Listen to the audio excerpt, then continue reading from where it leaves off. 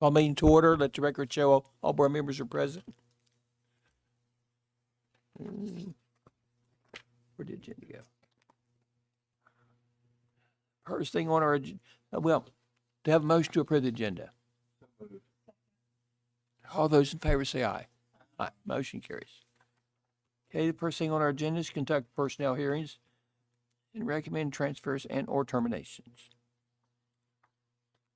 So the first one is Mr. Fuller. We don't need to see until he comes in. announce, yeah.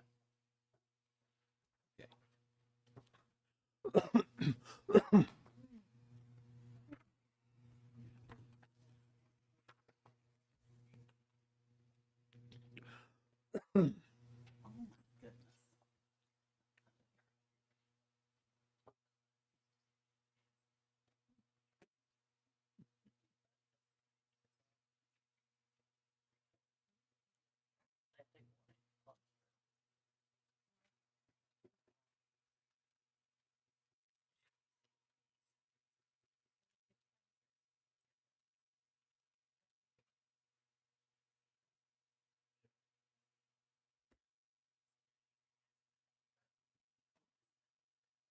Yeah.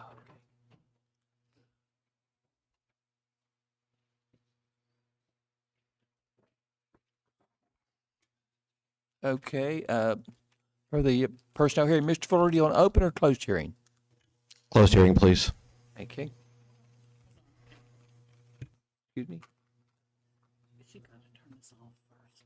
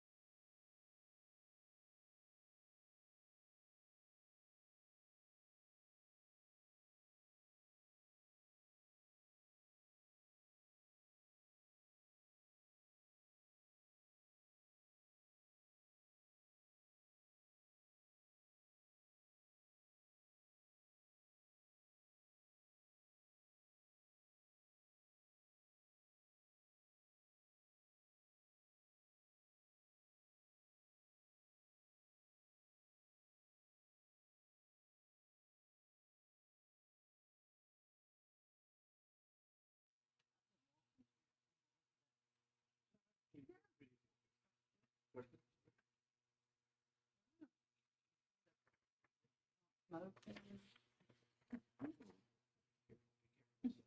we're back.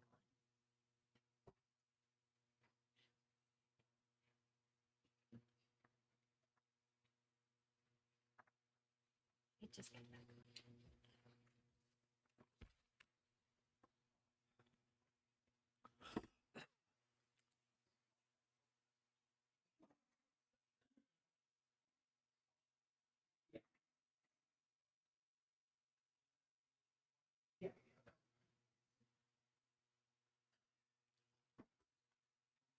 Thank you.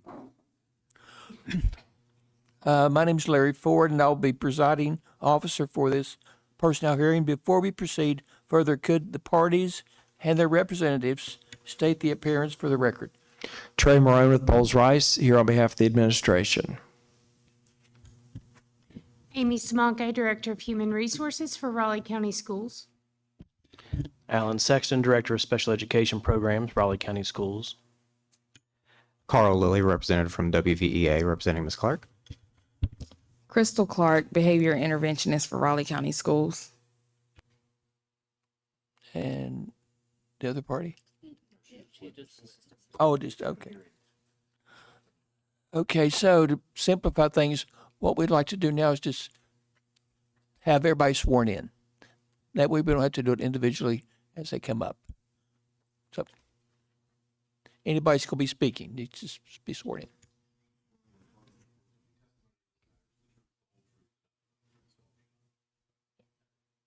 Thank you. This is an administrative employment hearing. Each party or their representatives is entitled to give an opening statement, to offer evidence and exhibits, to examine and cross-examine witnesses, all of whom shall testify under oath, and if desired, to be given a closing statement. The evidentiary standards of proof in this administrative hearing is a preponderance of the evidence. The standard is met when a party bearing the burden of proof convinces the board that a dispute fact is more likely true than false. The parties may submit evidence and ask for it to be marked and admitted. Copies of any evidence must be presented to each board member, each representative, and the superintendent. A marked copy of the evidence will be maintained as part of the record of the hearing. As the presiding officer, I shall rule on any objection. The employees and or their representatives are advised to keep their objections short and to the point. The rules of evidence are strictly applied in an are not strictly applied in an administrative hearing. The board is likely to admit and consider any evidence offered by the parties that appears to be relevant to the issues before us. This may include hearsay evidence, which is defined as any statement made outside of the proceedings, the content of which is being offered by the party to prove the truth of the matter of fact asserted. For example, if a witness testifies that someone told him or her something about this matter in the past outside of the proceedings, and they are offering that statement as proof that something in the dispute is true or false, did or did not happen, or the like, the testimony would be considered hearsay. Although hearsay evidence may be admitted, board members will only give hearsay evidence the weight which seems appropriate in the judgment of each voting board member. Please speak clearly so that your statements and or testimony can be accurately recorded and, if necessary, transcribed. When asked a question, you must answer aloud because gestures cannot be captured accurately. The administration has the burden of proof and shall proceed first. Does the administration have an opening statement? Turn my microphone on. Thank you. During the opening, I'm going to present the case in what we call a proffer, which I will, during the opening, I'll do a general opening, and then I'll go specifically into this case, and I'll provide the information that the administration has provided to me, that if they would there was testimony given, that I will be going through that information. But the witnesses who provided this information are all present here. Dr. Starcher, Director Simonko, and Director Sexton are all present, and they will be available at the conclusion of this opening and proffer of the case to answer any questions that you may have of any of them or that any of the board members may have. Each year, school districts throughout West Virginia are required to examine and evaluate their enrollment, their funding, and the staffing needs throughout the school district for the upcoming school year and to take necessary actions. Unfortunately, in most West Virginia school districts, both enrollment and funding have been declining for a number of years. Raleigh County Schools is no different. All across the state, county superintendents and human resource directors have reviewed the county's enrollment, staffing, available funding, and they're making recommendations to the respective county boards to approve a realignment plan for the upcoming school year. Superintendent Starcher and Director Amy Simonko have been working on this realignment plan for some time. During each hearing, you will have in front of you 2 packets of exhibits. One packet contains Exhibit 1 through 4. And those are general exhibits that are used and presented in each hearing. The second packet will contain documents specific or unique to this particular hearing. Exhibit 1 in every packet will be a chart that contains data. It's a 15-year history of the enrollment, staffing, and state aid funding for Raleigh County schools. During most of that 15-year history, student enrollment has declined. As enrollment declines, funding is impacted, and school districts must realign their staff for the next school year, or else they might find themselves over formula or further over formula, as it's called, when a school district has more positions than they will receive state aid formula to cover. Exhibits 2 and 3 in every packet will be the preliminary computations issued by the West Virginia Department of Education for Raleigh County Schools for the upcoming school year, which projects that the school district, if continuing at current pace, will be over formula in professional positions in excess of 79 positions and in service positions in excess of 76. For context, these numbers are substantially higher than they are for the current year. During the current year, Raleigh County Schools is over formula, if you will, 37.71 professional positions and slightly over 7 service positions. So there is a projected change to move from 44 to 150 some positions over formula, which, if not addressed at this time, would leave the school district to fund all of these over formula positions without any state aid whatsoever. So here's where we are now. Superintendent Starcher and Director Simonko have been actively engaged in analyzing the enrollment, staffing, and funding across the school district. The process has included a review of each and every school within the school district as well as the central office. As a result of this process, Superintendent Starcher will recommend to you at your meeting in April that you approve a number of personnel actions that will enable the school district to realign its workforce for the upcoming school year. Specifically, this realignment plan involves 3 types of actions that will be put before you. Contract modifications is one type, transfers is another, and in some cases, terminations of contracts. One aspect of realignment does involve contract modification, which means to reduce the number of days an employee's contract. State law requires that contracts be at least 200 days per year. But if a school district, and the state aid formula will provide funding for those 200 days, but if a school district enters into a contract of more than 200 days, the additional days and associated expenses are all paid by local funds. In other words, the state aid formula does not help the school district with the cost of those extra days. The second aspect of realignment in this plan involves placing employees on the list for possible transfer. Employees are placed on the transfer list when the job they're currently holding is either being eliminated or they're being displaced or bumped by a more senior employee who's also on transfer. But the employee affected has enough seniority that they can be placed on the transfer list to hold a job for the upcoming school year. So these folks do hold a job for the next year, but if the actions are approved by the board, and they're placed on the transfer list, then they will be later transferred into a different position from the position they currently hold. The third aspect of the realignment is termination of contracts for lack of need. This type of termination has nothing to do with the individual's job performance. Instead, it's due to the fact that the position is either being eliminated, and the employee does not have enough seniority in the certification area to hold a job for the upcoming school year, or perhaps a more senior employee has bumped them and there's no place for the employee to move to because of their seniority as well. This is primarily a realignment of your existing workforce. Realignment of the workforce is necessary to meet the needs of the school district for the upcoming school year and in keeping with the enrollment you project and the available funding you project. While a number of employees are certainly impacted by the superintendent's recommendations, the good news is that given the number of current vacancies in Raleigh County Schools, nearly all of the employees impacted will have an opportunity for employment with Raleigh County Schools for the upcoming school year.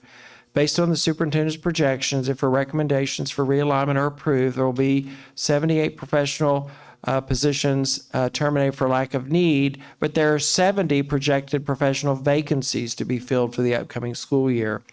As for service personnel, the projection is only a net loss of one position, but that's due to, in a large part, to the 48 projected service personnel vacancies for the upcoming school year. Unfortunately, school laws prevent the school district from simply, and I should have said on service personnel earlier, the projection on the preliminary computations doesn't include the 29 ECAP positions that you'll have for next year. Unfortunately, school laws prevent the school district from simply taking employees who are subject to termination and just transferring them to a vacancy. You can't do that. You can't just move people into a vacancy. Instead, those employees whose contracts are terminated will be placed on preferred recall, and then they would have to bid on vacancies in areas in which they're certified. Even though realignment of the workforce brings change, the end result of this realignment plan is expected to be that most all of the employees impacted will be employed for the upcoming school year, or at least have an opportunity to be, but perhaps in a position different from the position they currently hold. So, now I'll move to the specifics about this particular hearing that we're having now with Ms. Clark. Ms. Clark is currently holding a continuing contract. She's in her first year of her continuing contract. It's a 215-day contract, and her effective date was July 1st, 2004. She's employed as a central office employee as a behavior interventionist. The recommendation in Ms. Clark's case is going to be, the position is going to be eliminated due to a restructure, reorganization we'll talk more about in a minute. Ms. Clark does not hold any certifications or endorsements on her certificate that's in your packet. So the recommendation in her case would end up being termination. The letter that's in the packet has the reasons that were provided to Ms. Clark, that's Exhibit 8, due to a restructuring of the delivery of behavioral support services for the 2025-2026 school year. This position will be recommended for elimination, and you will be recommended for termination at the conclusion of the school year. Of course, as mentioned, Ms. Clark she's on her first year continuing contract, so she obviously has a few years of seniority. But when your position is eliminated, then you would go on the transfer list. Well, if you had a lateral position, we've talked about you could move laterally, but there's no lateral position to this position. Ms. Clark hasn't held a previous administrative position that she could move back into in the school district. So the next thing you look at would be transfer, but you can only transfer an employee into areas that they're certified to hold the position. So Ms. Clark doesn't hold any certifications or endorsements. So even though she has a few years of seniority, there's nowhere for her to bump, if you will, or to transfer into because she doesn't hold those certifications or endorsements.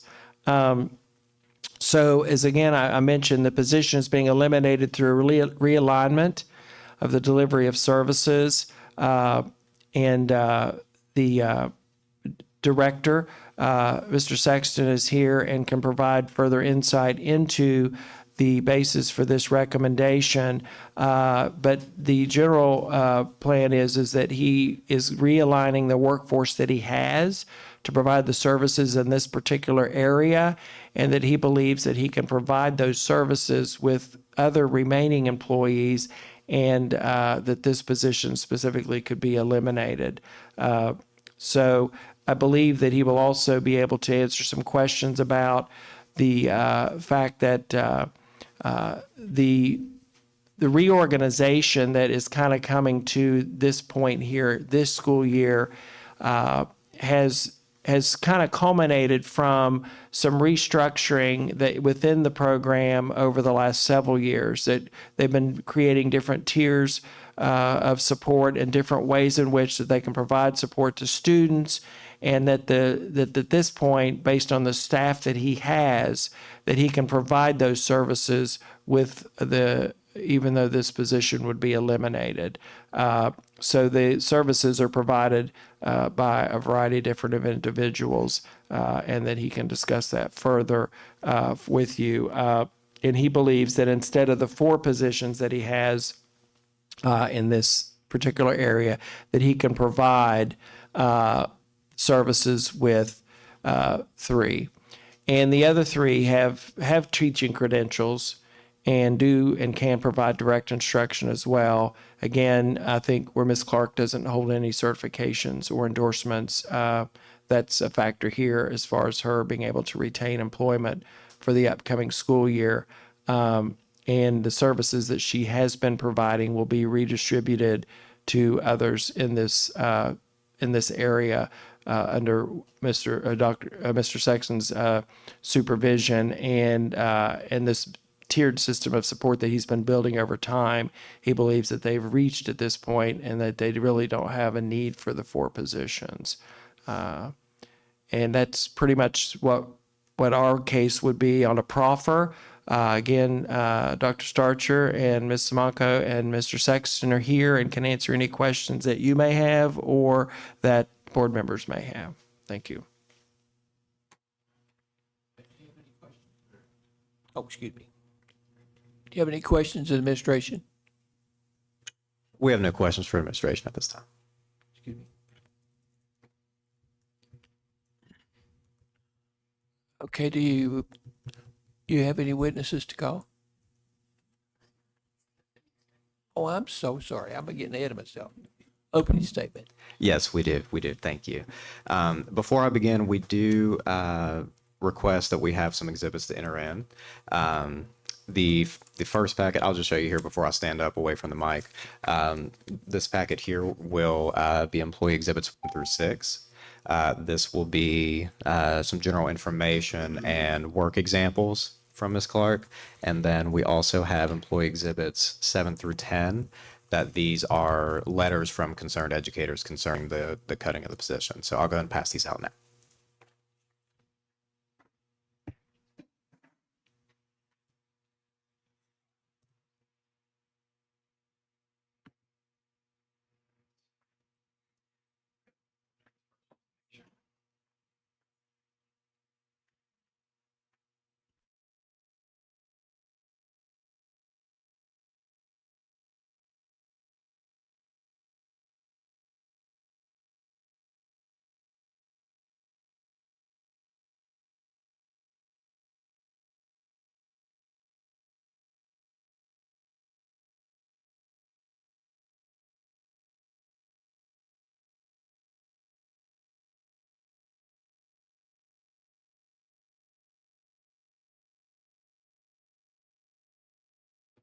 And then he has another, just says, has 7 through 10.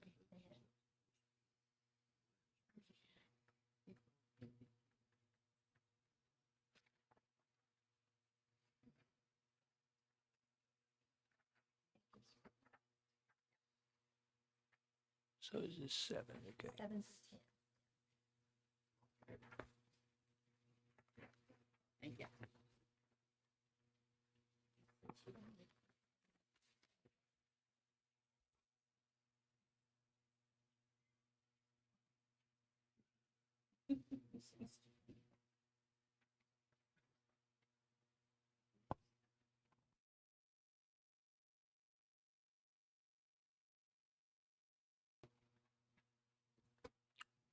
So let the record show that these will be exhibits 1 through 10. They'll be part of the permanent record of this meeting.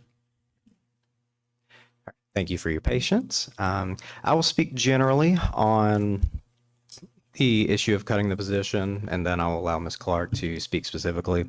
For the behavior interventionist position, and this, to me, ties in pretty closely with the other related cuts on the student support services with counseling and everything else. So this program specifically, of course, Ms. Clark helps with behavior intervention plans. She works directly with students and counselors and teachers on training and mentoring them on how to handle these behaviors, plans to address them in the class, to assist classroom management, and of course, trains on ECPBIS, the Early Childhood Positive Behavior Intervention and Support, that goes along with the tiered system of support that's been in place for so many years, that has allowed teachers the tools and schools the tools to handle behaviors, hopefully before they get out of hand, and to allow more instruction to occur within the classroom. From a county level, of course, we're looking at significant cuts, as was stated, even though there's several vacancies available. And a lot of these cuts, again, are geared towards student support with counseling and, of course, with the behavior intervention here. And while the term realigning and reorganization of the pattern or of the program are appropriate, when I look at the big picture, I don't see so much streamlining as I see gutting. We have a huge hit to the supports that students are going to be able to get, irrespective of it, if it's believed that these duties can be achieved with fewer staff. We have, since, of course, the pandemic, a huge emphasis on student mental health, on student behavior. Even with decreasing enrollment, I don't believe we're seeing much of a decrease in behavior issues in students. We're not seeing much of a decrease. It's I'm sure, not proportional. If there is a decrease to a decrease of enrollment, we have teachers come to us all the time saying, "Hey, I'm getting beat in my class. I'm coming home with bruises." We have teachers come to us say, I can't teach like this. I can't have these behaviors going on and be expected to meet the requirements of the county, to be expected to meet the test score requirement, to be expected to meet whatever requirements the school or county set forth. And they're always asking us, what do I do? What kind of help can I get? Please just give me help, give me support on how to deal with these behaviors, how to deal with these interruptions, how to deal with these outbursts. We have the person here that is the person to help deal with those problems and to help the teachers become equipped with the tools necessary to be able to continue teaching whenever behavior is an issue, to stop the behaviors whenever they become too much, a little too rowdy, and stop them before they become exorbitant. We have the tools here. And like I said, even though we're seeing a decrease in enrollment, especially from the calls that we're getting, we're not seeing much of a decrease in behavior issues. Just based on last year, this year, the number of calls I've received, it seems to me that it's increased. I haven't seen the data, of course, but just based on the number of calls for help that we get, it has certainly felt to me that these behaviors have increased in the class. And we have a position here that's stated that could be done without, but I know that just about everyone in the county, I'm sure, feels overworked as is. And adding on more to the caseload, adding on more to the duties as assigned to the remaining staff with this realignment, we're already struggling with behavior. We're still fighting this battle. The legislation obviously sees this with Senate Bill 199, the Elementary Behavior Act, or the Elementary Behavior Bill, extending supports for teachers to help deal with these behaviors. The legislature itself finds that this is still a huge issue. And these cuts, specifically for Ms. Clark's position here, these cuts seem to be going backwards for what the legislation is trying to pass. They're trying to pass more supports. They're trying to pass more tools in a toolbox for teachers. And then here we are actively attempting to reduce those supports by this reorganization. And again, I would say that I would imagine that these individuals, these remaining individuals, already feel challenged, already feel overworked, already feel like their caseload may be too much. And we're adding more to them, which means less individual time with students, less individual time with teachers that are requesting support. It just seems to me that we're moving backwards to what the state is seeing as a huge issue. And I will allow Ms. Clark to speak specifically on her position from her point of view. Good morning, everyone. All the board, Mr. Sexton, Mr. Mako. So I'm going to start with a quote from a book that I have relied on a lot throughout my career. And it says, challenging behavior occurs when the demands being placed upon a child outstrip the skills he has to respond adaptively to those demands. And that's from the author of The Explosive Child, who is Ross W. Green. I never thought I'd find my calling in a job title I initially questioned. When I stepped into the role of behavior interventionist for Raleigh County Schools in September 2021, I was just a psychology graduate with no teaching certification. What I discovered was something far more meaningful than a career. I found my purpose. Growing up the child of a now retired Raleigh County educator, I never understood how my mother had such strong love for her job and her students until I began working in education, and then all those tears and sleepless nights I saw from her all made sense. Every day brought new challenges and deeper understanding. I watched students transform in the zone, our alternative behavior program in secondary schools that I currently oversee. I guided elementary students through our T4 program, teaching them skills they carry for life. In workshops, I shared insights with teachers who were hungry to understand their students better. But the real magic, it happened in those quiet moments when students finally felt safe to share their stories. This is a conversation that I'll include from a current third grade student that I work with, who my students call me Miss Cece. So if I say Miss Cece, that's who I'm referring to myself. Miss Cece, what are you eating for lunch today? Me carelessly just saying, oh, I think I might grab some Chick-fil-A. And my student responded, well, I've never had Chick-fil-A before. Recently, while providing behavior support to another student, we were working on a St. Patrick's Day activity, and the student was to write down 3 wishes they would ask the leprechaun for. My student's 3 wishes was a bed, a home where they felt love, and their mommy to come back from heaven. These simple exchanges stopped me in my tracks. They revealed the harsh realities many of our students face: empty refrigerators, unstable homes, and challenges that would break most adults. Some of our kids only eat at school. Some haven't slept in a real bed for weeks. Yet we expect them to show up, sit still, and learn as if their worlds aren't crumbling around them. For almost 4 years, I've been their advocate, their listener, and sometimes their only constant. In a county with 26 schools, not including ACT, and behaviors that would make most people run for the hills, our small team of behavior specialists has worked tirelessly to make a difference. We didn't just manage behaviors, we changed lives.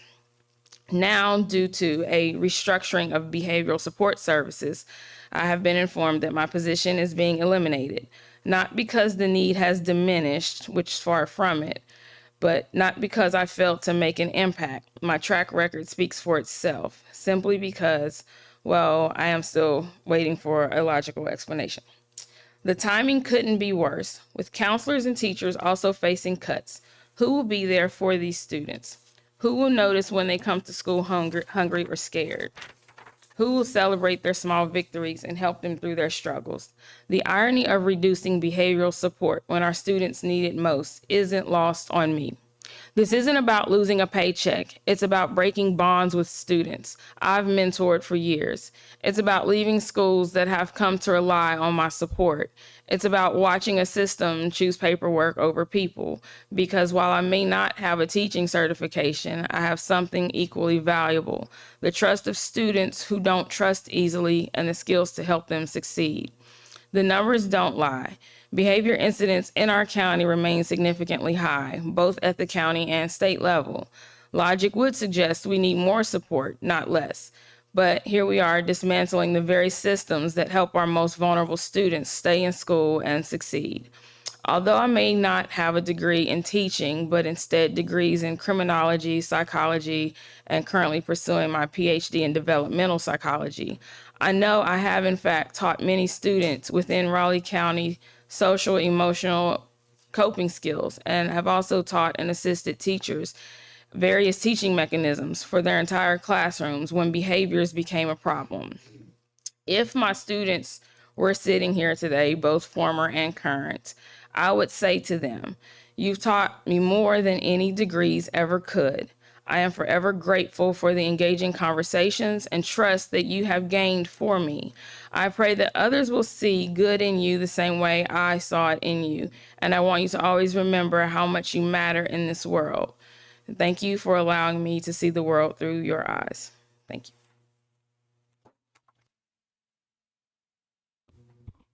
Thank you. Anything else? Okay, want to call your first witness?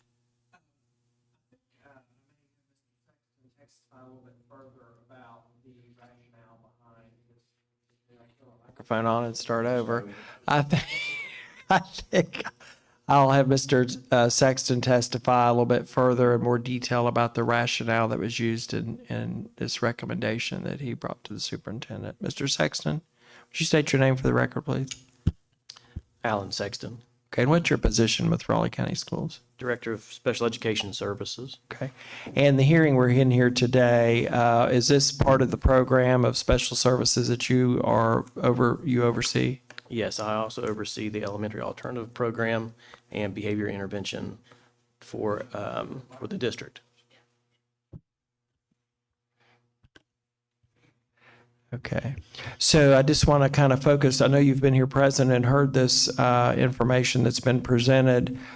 Could you provide some just elaboration, if you will, on maybe a little bit of the history in this particular area of the program and what's been going on, how we got to this point, and the rationale for the recommendation? Yes, sir. So I'll begin with saying I commend the work that Ms. Clark has done with Raleigh County Schools and Office of Special Programs. She has helped us grow to the point we're ready to make a change in our department as far as how we provide supports. If the board will remember, close to 8 years ago, we began focusing on tiered supports, beginning at the top of the tier, actually the most needy students, and we called it Tier 4.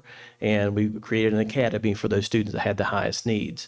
We built that program largely with support of folks like Ms. Clark, in that we were meeting the emergent needs of students at that time, focusing on the most needing. We did not have partnerships with our communities and our schools just yet to make sure that we could affect the supports that students would need in those settings.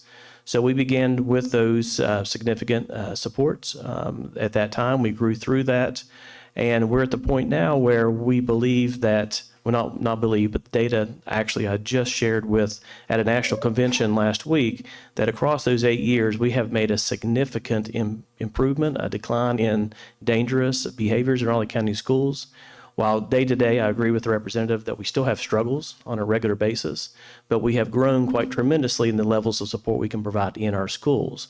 So my recommendations are based on the fact that we are now focusing not on Tier 4, we're now focusing on Tier 2.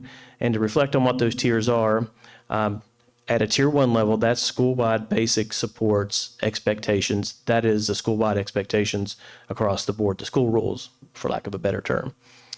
We teach those and we reinforce those on a regular basis. And we have been supporting schools in developing that foundation over the last 2 years. And all schools have that in place now. Tier 2 are those supports in the classroom the general education classroom teacher is responsible for.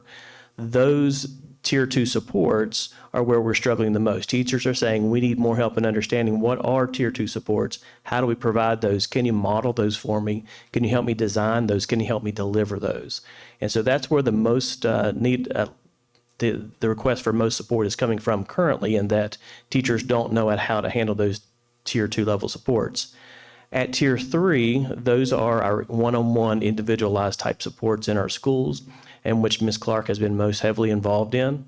And part of this rationale is that one interventionist can affect 26 schools, and that we need to train our local school providers to step in and provide those supports, as well as we're expanding our school-based mental health contracts with FMRS to include beyond what we have had previously, and that we'll have more bodies in more schools to affect more students across all the settings. So with that, that is the basis for my recommendation, is that I want to have individuals that I can put in positions to go out to model for teachers and represent what those teaching models should look like in the classrooms to support behavior. And I believe that's all I have at this time. Thank you very much. No further questions?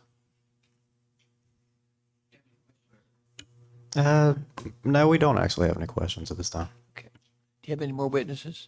No. No further witnesses, and we would present our exhibits that we've provided, and the proffer of the case and the testimony of Mr. Sexton, and rest our case. Thank you. Okay, you can call your first witness. Yes, we would like to call Janine Bullock. Yeah, you'll just go up there. Uh-huh.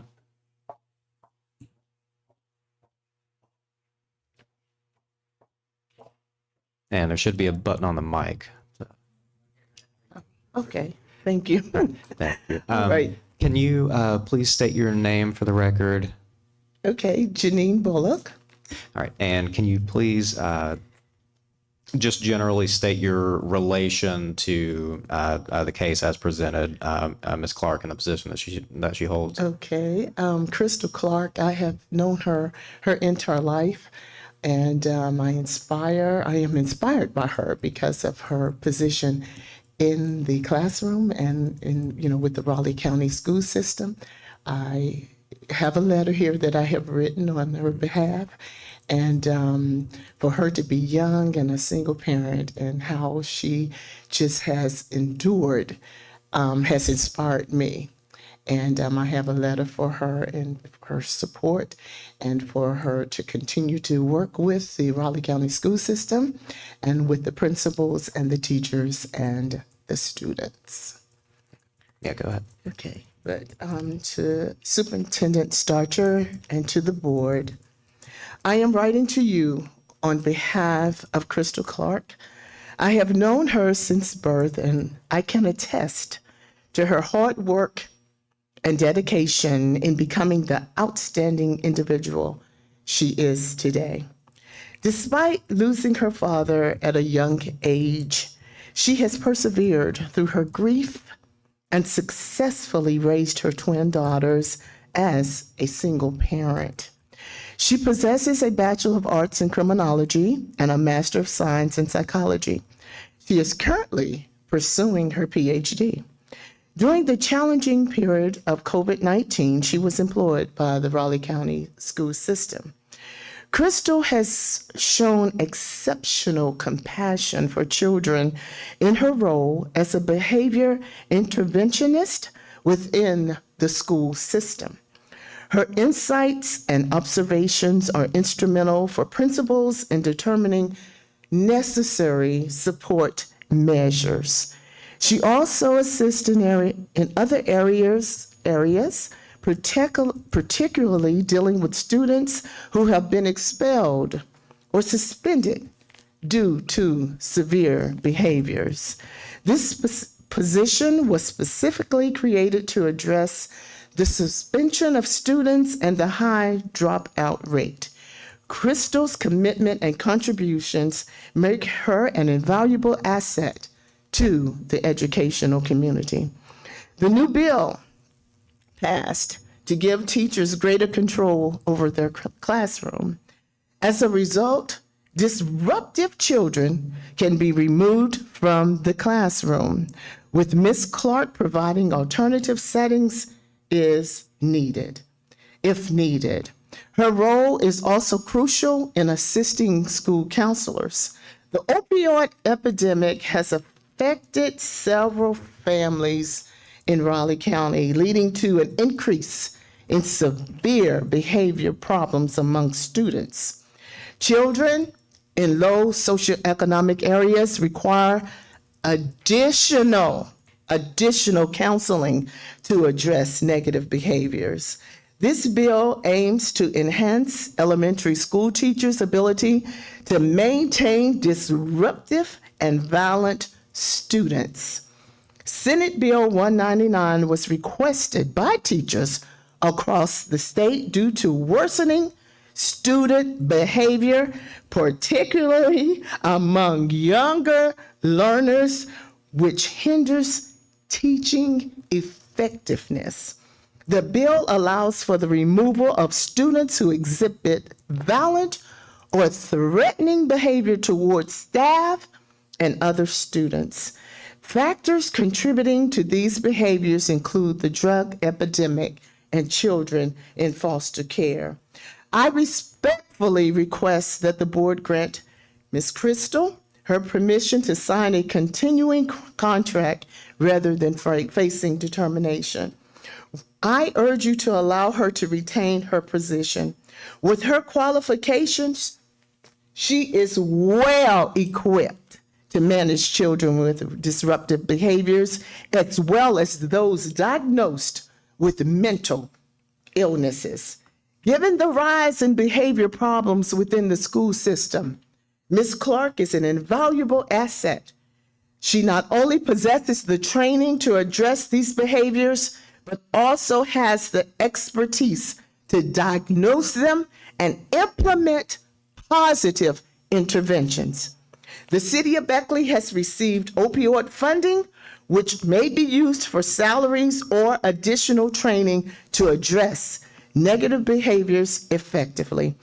To reduce negative behaviors, I am requesting that Ms. Crystal Clark's contract be reinstated rather than her being terminated.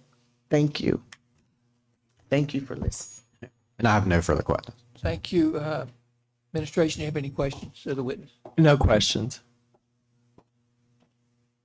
Do you have any other witnesses? No, we do not.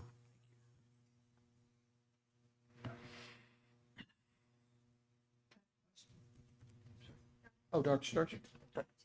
Thank you. Go ahead. I just have a quick question. Alan, you said that you now have 4 behavior interventionists, right?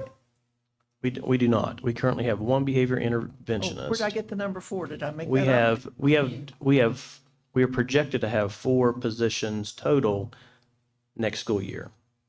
And so those 4 positions, that there are 3 existing currently. There's a behavior specialist, a position called a BCBA, and then a behavior interventionist. Okay, and these are all itinerant positions? These are all itinerant positions. So schools will still have services, I guess, my question? Yes, the addition for next school year is the RBT position. It's a registered behavior technician.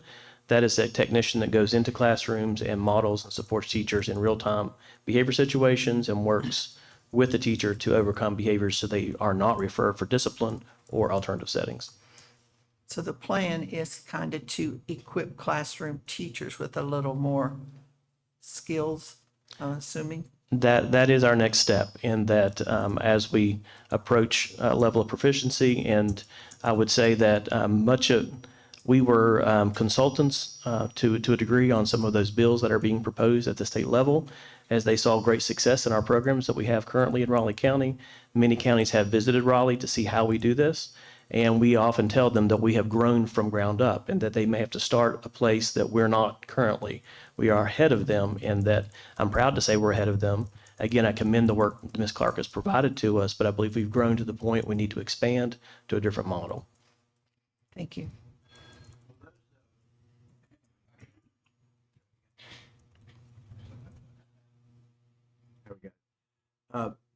So will there be positions posted then for those? You've not hired anybody for those extra positions or new positions you're talking about? There is one pending position. It is the RBT, the Registered Behavior Technician. It is a service position. Service position, okay. So is there's a, to be registered? Is that what you were saying, a registered? There is a position called a Registered Behavior Technician that requires specialized training and then a test, basically. You're certified nationally as a behavior technician, and that can provide on-the-ground, boots-on-the-ground type supports to teachers in their classroom. That's a service position. Any other questions? Am I reading this correctly, that this is a grant-funded position currently? It is partially grant funded, 50% out of my budget and 50% out of a title fund. And are we anticipating this grant to go away? I can't speak for the title portion. I know that there is some uncertainty there in that area. Mine is funded out of IDEA. There is no, we're not expecting that to be reduced. Yeah, well, that brings up another question. Ms. Bullock, you mentioned opioid money. We don't have any, do we? I mean, if we do, I don't know about it. We do not have opioid money. I will say that on Tuesday of this week, the current city manager, Philip Gerald, he met with Ms. Simonko and myself briefly and provided a document, I don't know, several pages in length, but it talks about various things, if you will, that that opioid money can be used for. That document isn't just about the school system. It's in its entirety from what I can understand in reading it. It does mention schools. It mentions trainings, as Councilwoman Bullock said. So Mr. Gerald has asked us to read it and get back with him if we believe that we could benefit from any of that funding. My next question would be then, if we have a proposal, does that have to go to the city council for approval? That was my understanding. If we would like to use any of the funding, then we would have to develop a proposal and submit it to the city for approval. And then it would be their final approval. That is correct. Okay. Yes, the way I understand it, they wouldn't be giving, we don't have the money right now. Let me say that. Raleigh County Schools does not have that funding, but we could submit a proposal. So we could submit to them, and then the city council would be the funding agent, and they would That is my understanding. maybe not flow the money to us, but they would pay or whatever. Mr. Gerald don't did know not get into that level Okay, of we don't know detail. yet. He did Okay. have his secretary treasurer, I believe was her title. That is the individual who was with Mr. Gerald. She didn't say anything about how the money would flow if we applied, so I can't answer those questions, but Mr. Gerald did tell us if we want to review that document and determine if there's any way we believe the school system could benefit, then submit a proposal and the city would consider it. Maybe something to consider, because if we can provide those types of services to our kids, at this point in time, I agree they're invaluable. It may be worth to look at an outside funding source in order to do that. I will say that we have definitely planned to do that. As many know, next week is spring break, so there are individuals in the office. We will be reviewing the document next week. Like I said, we just received it Tuesday, but we will be reviewing it and developing some ideas that we could then submit a proposal to Mr. Gerald. and the city. Janine, how much money was there? Do you remember? Senior moment. I believe it was like 3 million. Okay. Yeah, so we need to spend the money. And no better way, no more spending. It's Mr. Gerald did not specify how much money, but he did say there's a substantial amount of money and he encourages us to apply. So we will be doing that, but again, we have to apply and it would have to be approved before we could. Which makes utilize perfect it. sense if we're looking at opioid money and we're looking at kids with behaviors, and some of them coming from, many of our kids, sad to say, coming from those types of homes, that there would be a direct tie-in there. It may be worth saying, hey, give us more than one, who knows? Sometimes it's worth asking. And we have a friend on city council. Maybe a couple friends. Any other questions or comments? So just for clarification, you've rested your case, administration. Yes, I have. So have you rested your case? We'd like to close or have our We'll have closing closing statement. arguments, or closing statements, yes. Administration, you have any closing statements? Yes, very briefly. Of course, we've heard a lot of information and testimony here today as I presented the case early on, indicated that this was, part of a reorganization or restructuring of this particular area of under Alan Sexton's purview with the special needs and the services that are being provided, and that there's been basically an ongoing ground-up development of a program and how to deliver those services or best deliver those services. It's been ongoing for a number of years. And at this point in time, he feels that it's reached the point that it's necessary to reorganize and regroup. I think I think everybody's been clear about nobody wants to lose in the hearing here today, how valuable your services have been to the school district. I think everybody's been very consistent in recognizing what a wonderful job she has done and Ms. Clark has done, and that she's performed it well. And this is, again, these recommendations have nothing to do with job performance. It's obviously that she's done a fantastic job, at least for what's been said here today. And so that's not, what the reason is, but the reorganization of the department. Unfortunately, school districts are probably the most heavily regulated government agencies, it would seem. And I know that West Virginia nationwide is, if not the most heavily regulated, it's the second most. So there are lots of laws and rules in place that require school districts to make these decisions at a very specific time of the year based on the circumstances and information they have before them. So the recommendation is based on what Mr. Sexton has provided to the superintendent, is that the best interest of the school district is to reorganize the existing staff to deliver these services that are needed. And in order to do that, this particular position would be eliminated. Again, Ms. Clark has not only apparently done a very fantastic job, but she's just started her continuing contract this year. So she's got a few years of seniority. And if she did hold, another certification area, then she would be someone who might be eligible for transfer if there was an area, if she held in an area with less senior folks. So I think those circumstances are a little bit unfortunate for what the situation is, but those aren't really rules or things that the board or anyone here in the room created. Those are just legislative rules. There's so many different laws that regulate this. And unfortunately, if this position is eliminated, which it sounds like is the recommendation, obviously for all the reasons that are stated, that under her circumstances, her contract would be terminated and she would go on preferred recall. Now she can bid on jobs. She can, and I think employees are, if I understand it from Ms. Simonko, are informed throughout that they can seek alternate certifications.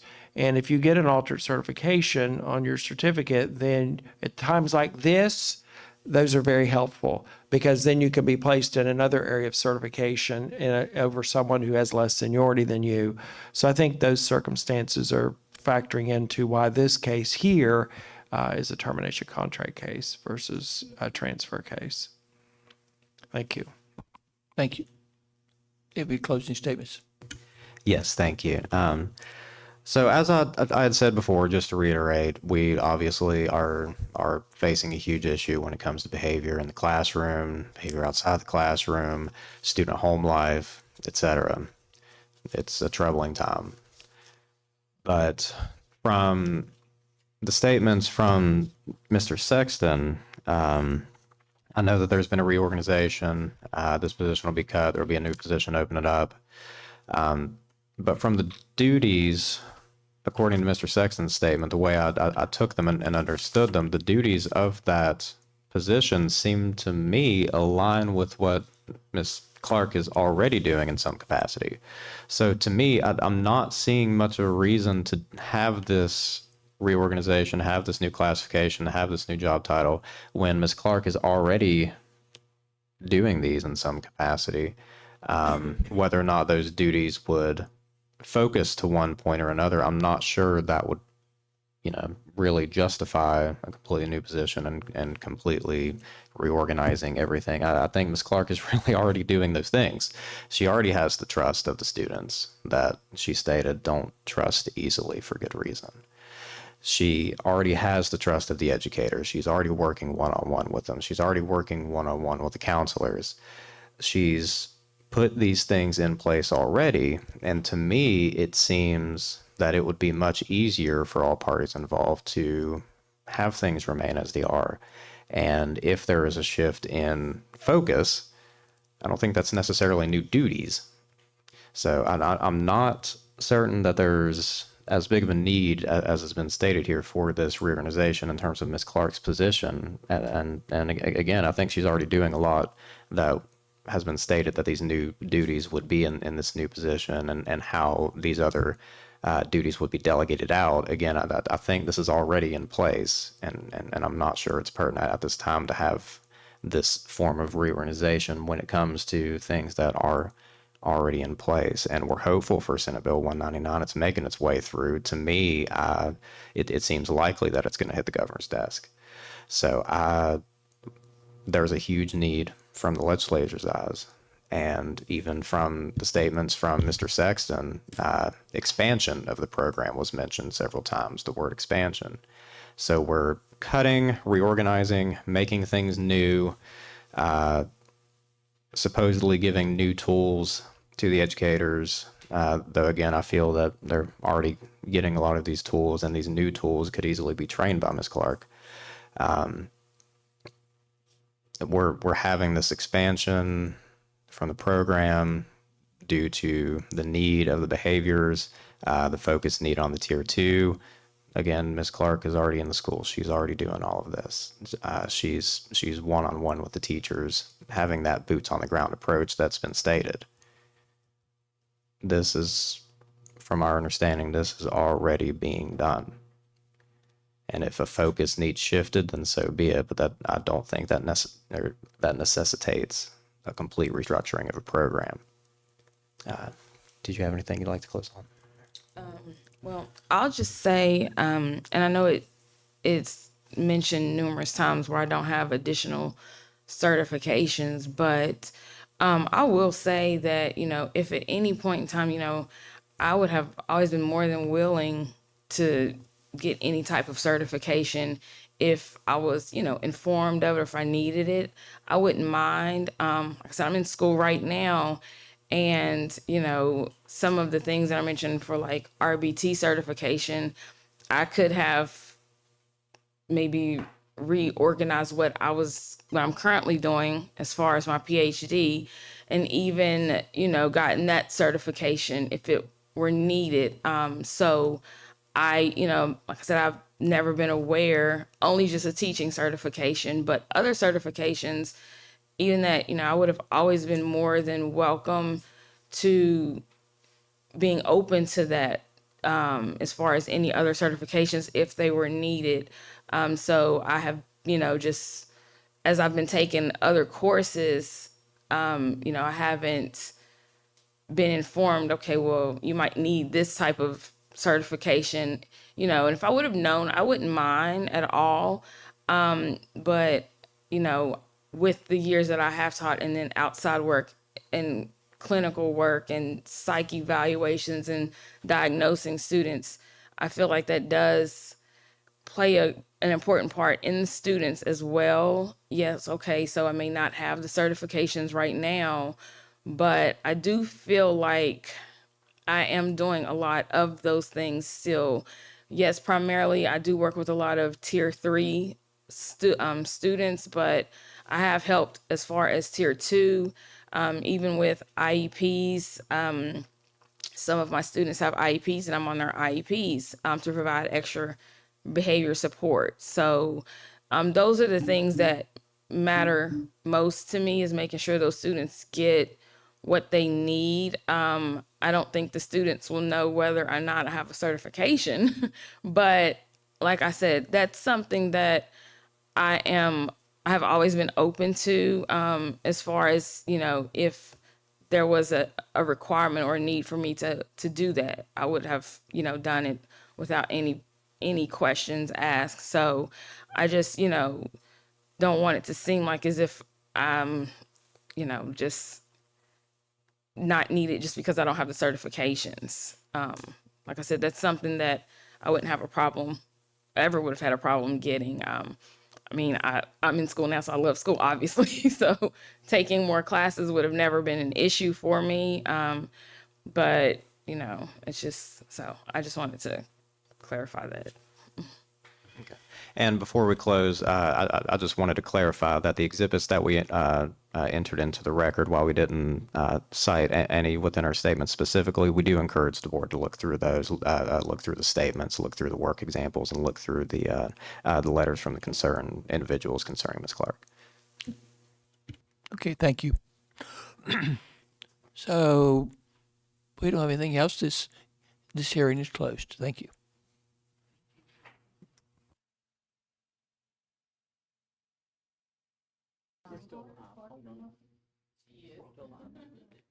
You can. We're still live.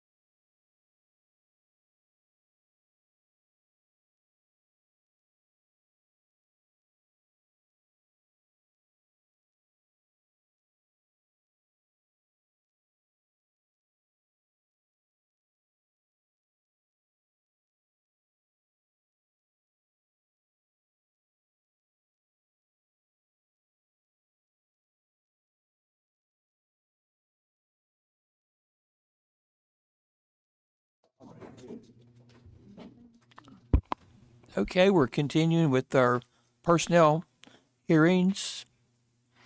Do you want to open or closed hearing?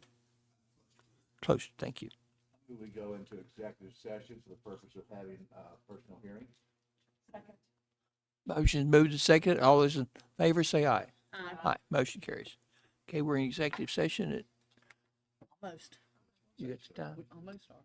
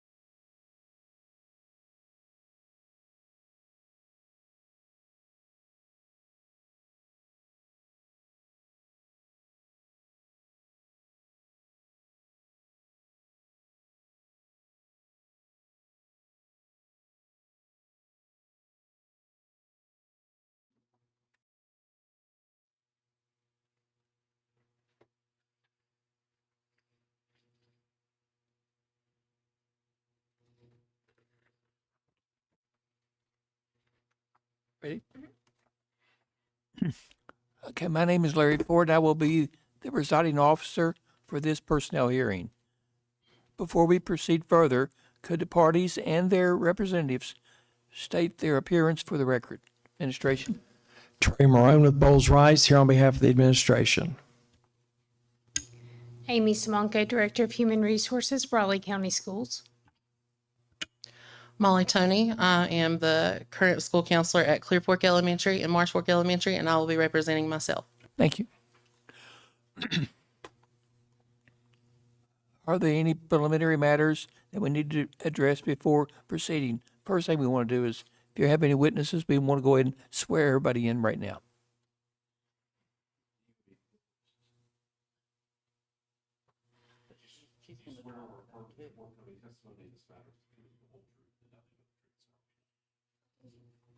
Thank you. So this is an administrative employment hearing. Each party or their representatives is entitled to give an opening statement, to offer evidence as exhibits, to examine and cross-examine witnesses, all of whom shall testify under oath, and if desired, to give a closing statement.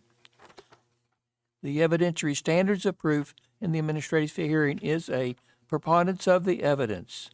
The standard is met when the party bearing the burden of proof convinces the board that a dispute fact is more likely true than false.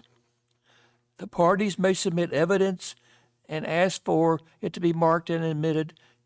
Copies of the evidence must be presented to each board member, each representative, and the superintendent. A marked copy of the evidence will be maintained as part of the record of the hearing. As the presiding officer, I shall rule on any objections. The employees and or their representatives are advised to keep their objections short and to the point. The rules of evidence are not strictly applied in administrative hearings. The board is likely to admit and consider any evidence offered by the parties that appear to be relevant to the issues before us. This may include hearsay evidence, which is defined as a statement made outside of these proceedings, the content of which is being offered by a party to prove the truth of the matter asserted. For example, if a witness testifies that someone told him or her something about the matter in the past outside of the proceedings, and they are offering that statement as proof that something in the dispute is true or false, did or did not happen, or likely that testimony would be considered hearsay. Although hearsay evidence may be admitted before members, we'll only give hearsay evidence the weight of which seems appropriate in the judgment of each voting board member. We want you to please speak clearly so your statements and or testimony can be accurately recorded and, if necessary, transcribed. When asked a question, you must answer aloud because gestures cannot be captured. The administration has the burden of proof and shall proceed first. Does the administration have an opening statement? Yes, thank you. And as part of the opening statement, I would like to just go ahead and we will do what's called a proffer of the case. So as I make the opening statement, I will transition from kind of an overview statement into one that's specific to Ms. Tony's case regarding the facts surrounding this or circumstances surrounding her case. And Dr. Starcher and Ms. Simonko are both here present, and any statements that I make, which would be based upon what their anticipated testimony would be if they were asked to testify, we would allow, but ask, obviously give an opportunity for Ms. Tony to ask any questions, or for any of the board members could ask any questions of those witnesses. So we would proceed in proffer. So I'll present our entire case here all at the outset as part of the opening statement. Each year, school districts throughout West Virginia are required to examine and evaluate their enrollment, their funding, and the staffing needs throughout the school district for the upcoming school year, and to take action if necessary. Unfortunately, in most West Virginia school districts, both enrollment and funding have been declining for a number of years. Raleigh County Schools is no different. Across the state, county superintendents and human resource directors have reviewed the county's enrollment, their staffing, available funding, and are making recommendations to the respective county boards to approve a realignment plan for the upcoming 2025-2026 school year. Superintendent Starcher and Director Simonko have been working on this realignment plan for some time. During each hearing, you will have in front of you 2 packets of exhibits. One packet contains Exhibit 1 through 4, and those are general exhibits that will be part of the record of each hearing. The second packet will contain additional documents unique to each specific hearing. So Ms. Tony would have 2 packets in front of hers, and the second packet has documents related specifically to you. Exhibit 1 in every packet is a chart that contains data. It's a 15-year history of the enrollment, staffing, and state aid funding for Raleigh County schools. During most of that 15-year history, student enrollment has declined, and as enrollment declines, funding's impacted, and school districts must realign their staff for the next school year, or else they might find themselves over formula, as it's called, when a school district has more positions than are covered through the state aid formula. Exhibits 2 and 3 in every packet will be the preliminary computations issued by the West Virginia Department of Education for Raleigh County schools for the upcoming school year, which project that based on the current trend, the school district will be over formula by in excess of 79 professional positions and in excess of 76 service positions. For context, these numbers are substantially higher than they are for the current year, especially with professionals. During the current year, Raleigh County Schools, actually with both, Raleigh County Schools is over formula only 37.71 professional positions this year and 7.26 positions in service. So there is a substantial projected change for Raleigh County Schools for the upcoming school year, which if not addressed at this time, would leave the school district to fund all of those over formula positions without state aid whatsoever on those positions. So here's where we are now. Superintendent Starcher and Director Simonko have been actively engaged in analyzing the enrollment, staffing, and funding across the school district. This process has included a review of each and every school individually and, of course, the countywide picture as well.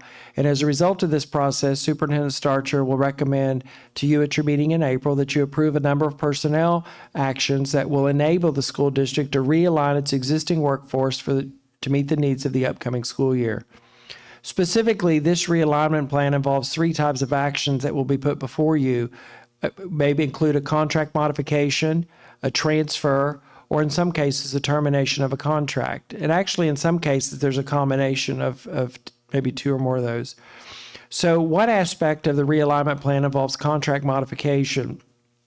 State law requires contracts to be at least 200 days per year.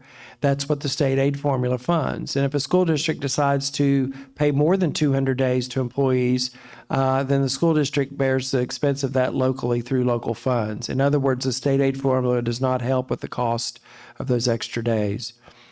The second aspect of the realignment plan involves placing employees on the list for possible transfer. Employees are placed on transfer when their jobs that they are currently holding is being eliminated, or it could be that they're getting displaced or bumped by a more senior employee, but the employee affected is placed on the transfer list because they have enough seniority to hold a job for the coming year. So these folks will hold a job for the coming year, but if approved by the board to be placed on the transfer list, they will be transferred into a position different from the one they currently hold. The third aspect of realignment plan, which in this particular case involves a termination of a contract, is termination for lack of need. This type of termination has nothing to do with the job performance of the employee. Instead, this type of termination is necessary either because the employee's position has been eliminated or a more senior employee's position has been eliminated or realigned, and that more senior employee is entitled to hold a position in their certification area, and then the employee impacted is bumped, as you will, and there's no place for them to go because of their lack of seniority, so their contract is terminated.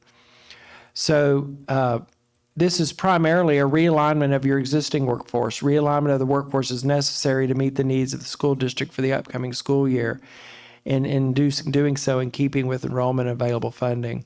While a number of employees are certainly impacted by the superintendent's recommendations, the good news is that given the number of current vacancies in Raleigh County schools, nearly all of the employees impacted will have an opportunity for employment with the school district for the upcoming school year. Based on well, even in this particular case and in these cases that you're entering into, part of the realignment plan will call for not necessarily this hearing, but you will hear about additional positions that would be posted to effectuate that realignment. So based on the superintendent's projections, if our recommendations for realignment are approved, there will be 78 professional contracts terminated for lack of need, but there are currently 70 projected vacancies to be filled for the upcoming school year. So there's almost as many jobs as there are folks whose contracts are being terminated for the realignment purposes. As for service personnel, the projected net loss is only one position, which is due to a large part to the 48 projected service personnel vacancies for the upcoming school year. Unfortunately, school laws prevent the school district from simply transferring employees who are subject to termination into current vacancies. Instead, those employees whose contracts are terminated for lack of need will need to bid on those vacancies for which they are certified. Even though realignment of the workforce brings change, the end result of the realignment plan is expected to be that most all of the employees impacted will be employed for the upcoming school year, but in a position different than their current position. So moving into this specific case today, where we are right now, Ms. Tony currently holds a probationary contract of employment. It's the first year for a probationary contract of employment. It's as she mentioned earlier, that she is the counselor in a split position, if you will, between Marsh Fork and Clear Fork Elementary Schools. She serves both schools as a counselor on a 205-day contract. Again, it's her first year. She holds certification, and all this is in her packet, as a counselor pre-K through AD. So she holds that certification. The letter that was submitted to Ms. Tony, which is in her file, states that due to the recommendation to eliminate select counselor positions across the county, as well as you having lesser seniority than the other counselors across Raleigh County, you'll be recommended for termination at the conclusion of the 24-25 school year. So being in her first year as a probationary employee, Ms. Tony has accumulated less than 1 year of seniority at this point in time. And due to the reduction, the proposal to reduce the number of counselor positions countywide, Ms. Tony would be displaced from her position, from her current position by a more senior counselor. And then due to her lack of seniority, there's no position for her to move into. Now, we've talked a little bit about laterality. Just for edification purposes, counselors by law are considered lateral to other counselors and to classroom teachers. Not all counselors have a classroom teaching certificate, but some do. Ms. Tony has a counselor's position or certificate. She does not have a teaching certificate. So she would be lateral, or could be, she could be moved into another counseling position of someone that holds lesser seniority, but her seniority is what is preventing that in this case. She holds, like I said, no other areas of certification. So if the recommendation is approved, then Ms. Tony's current contract would be terminated at the end of the school year due to lack of seniority to hold a position for the upcoming school year in her area of certification. She will then be placed on the preferred recall list. And even before then, when jobs are posted, she can certainly bid on any jobs that she's qualified for. And as part of this realignment plan, there will be 4 positions created that she could bid on as well. So that's essentially what the presentation is of the case that the administration has by proffer. But Superintendent and Ms. Simonko are here for any questions you might have or any of the board members might have, and they could testify if needed. Ms. Tony, do you have any opening remarks?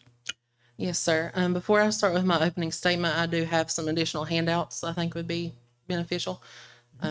Should I distribute those now? That'd be okay. Okay. Are they marked exhibits? Are you gonna put them as exhibits? The exhibit 1 or whatever? We could consider it like Exhibit A or Exhibit 1, Yeah. and then I'll refer to different pages throughout my statement. Thank you.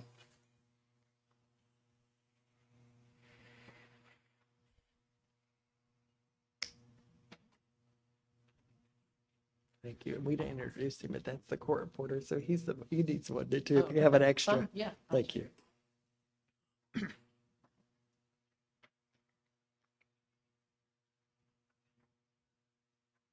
This part of your opening remarks. Okay.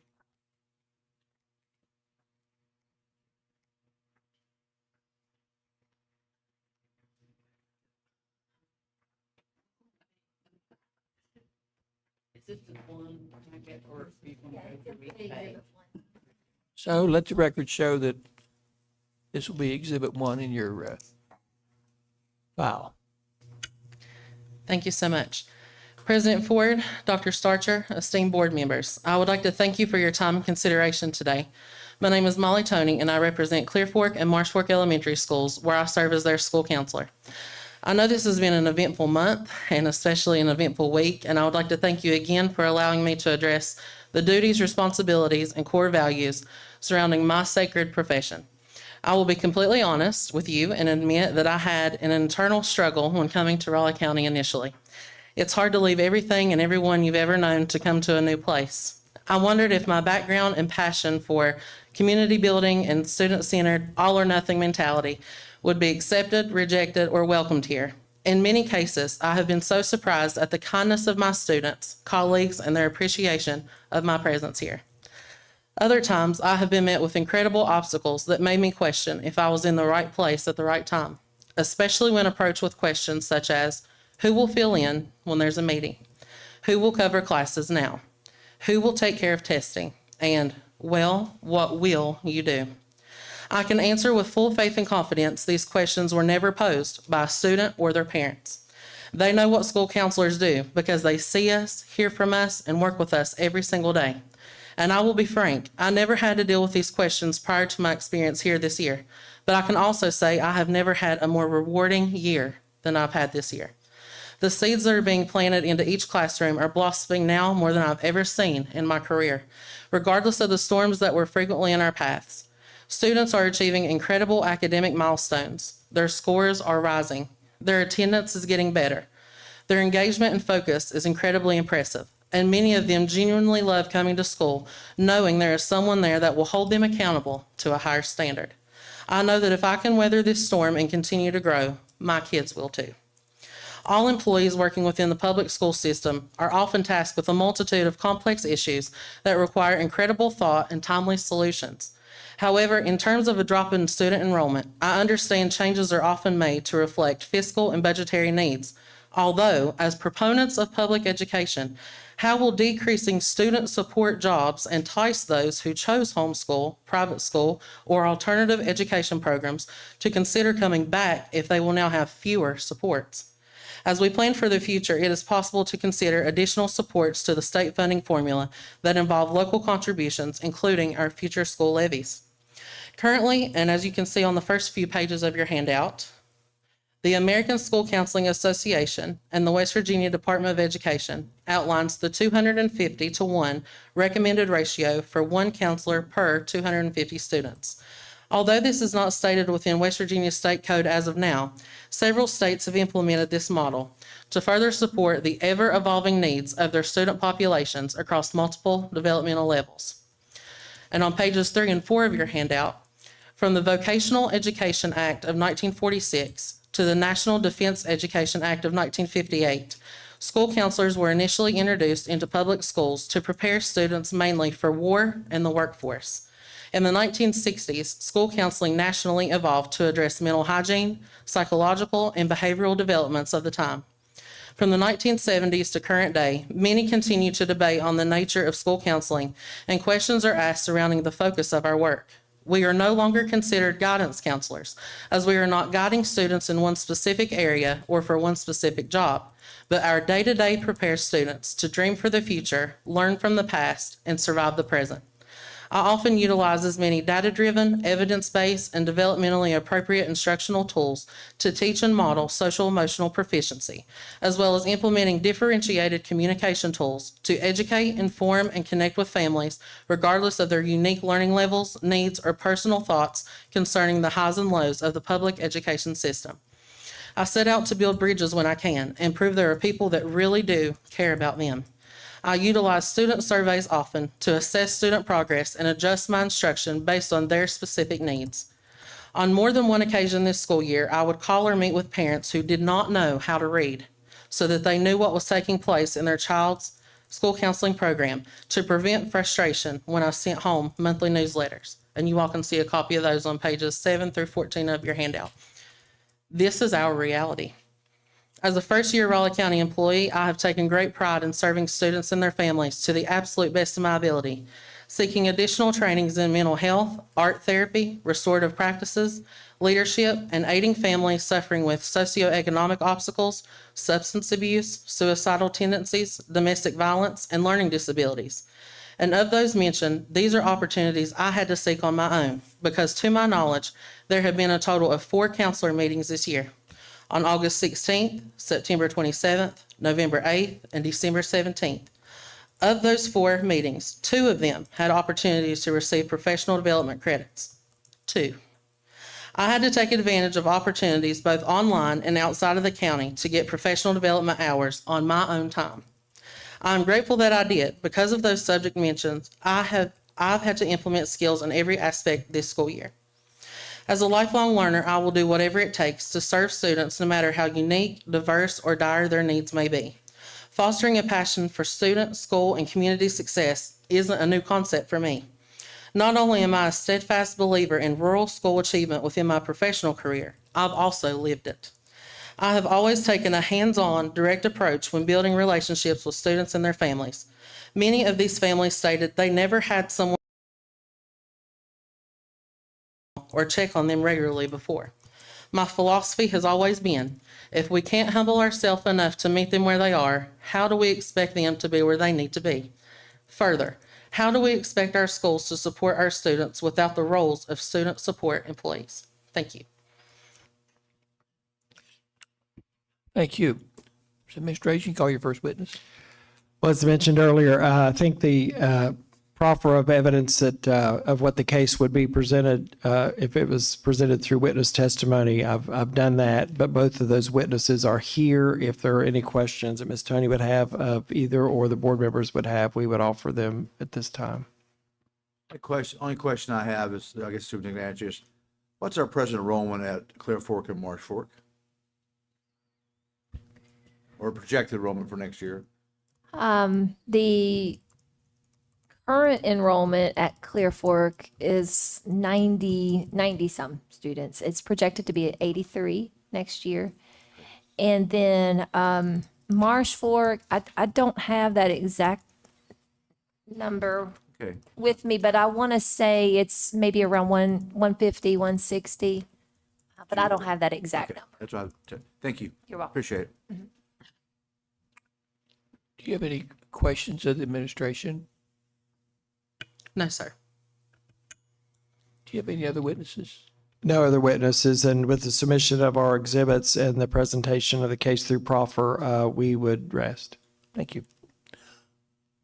I have Okay. a question, Mr. Ford. I'm assuming we will keep a halftime counselor between those 2 schools. Each school will have a halftime counselor. It is a full-time position. That's what I'm saying. Yes, yes. Okay.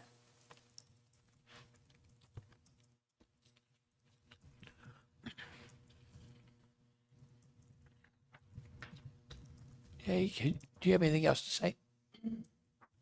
I prepared a closing statement, if that's okay. Yep, just a moment. Okay. Do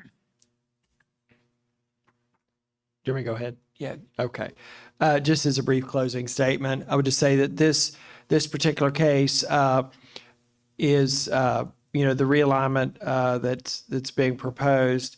The position that Ms. Tony currently holds as a counselor being shared between Marsh Fork and Clear Fork, the position she holds is not going away. The position will remain there. The reason that the action here impacts Ms. Tony is because other counselors who are more senior than her would be moving in the realignment plan, and she would, in a sense, be bumped from the job, and due to her seniority, she couldn't bump someone else. Or if she had another certification area, like some counselors, not that many, but some have teaching, they can then move into a different job. So the lack of seniority is what leads us to termination of a contract in her case versus her being placed on transfer. But the job itself, the position itself that she currently holds will remain for the coming school year. Okay, is that it? Yeah. So, before we proceed, you rest your case?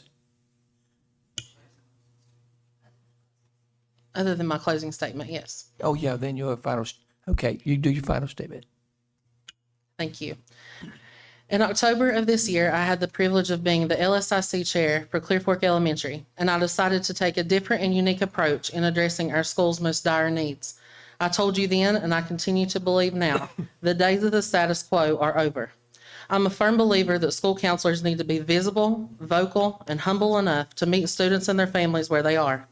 I've heard comments from coworkers such as, in my whole career, I have never seen a counselor in the classroom as much as I've seen you. I love the lessons you are doing with our students. Our kids will never forget the lesson you taught them today, and many more.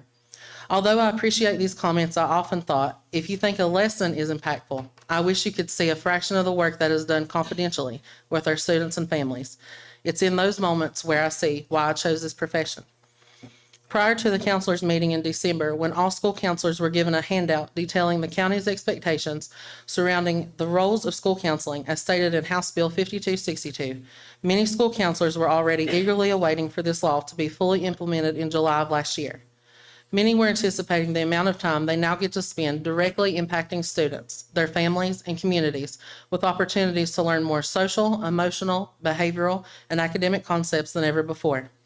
Instead of spending hours creating a school-wide master schedule, school counselors now have the opportunity to use their contract days before students arrive to meet with students and their families, explore individualized academic options, create individualized schedules and supports for their students, and start their school year with a strong foundation of support and care. Our elementary counselors met with administration to modify their interventions, build caseloads based on last year's behavioral, attendance, and academic data, contact families to establish resources, and create a system of supports for our most at-risk populations. All of these supports and more were already in motion prior to our kids stepping through the doors on day one. During this same meeting, when our roles were addressed, I received a notification on my phone that stated I had a missed call. It was a missed call from one of my school administrators. I stepped outside of the meeting room at ACT and I called her back. Frantically, desperately, I hear her voice on the phone saying, "One of our kids is in danger, and I don't know what to do." Here I am at a meeting, hearing about a law that I and many other counselors statewide advocated for, just to practice our profession with the ethical and legal requirements within our licensure, to then be met with a child in need at my own school, a scared family, and a school desperate for their school counselor. And still months later, we are faced with a list of questions on what additional roles we are willing to do, and that is disheartening. This instance alone put a lot of things into perspective for me. Creating a safety plan and relaying information on how to communicate the seriousness of this situation to a family with developmental needs over the phone is a circumstance I would not wish upon anyone. But this is our reality. There seems to be a lot of confusion surrounding what school counselors used to do, what we are currently doing, and what we are supposed to do. To my knowledge, many of my colleagues were tasked with building a master schedule, administering state exams, acting as substitute teachers to cover class periods when others chose not to show up, assisted with or assigned disciplinary actions with their principals, were asked to pull students from their classrooms routinely and sometimes daily when teachers were asked for administrative help, were IEP and 504 coordinators, and much more. Thankfully, it was very rare that I was ever asked or expected to do any of those duties prior to the protections in our current law. I have never administered a state exam in my career. I have never been an IEP or 504 coordinator. Simply put, my focus has always been on what I am licensed to do, and that is to counsel, support, train, and lead. If school counselors are performing these duties without a written agreement with school administration, and if school administration asks for their counselors to continue these duties, they are out of compliance with state law.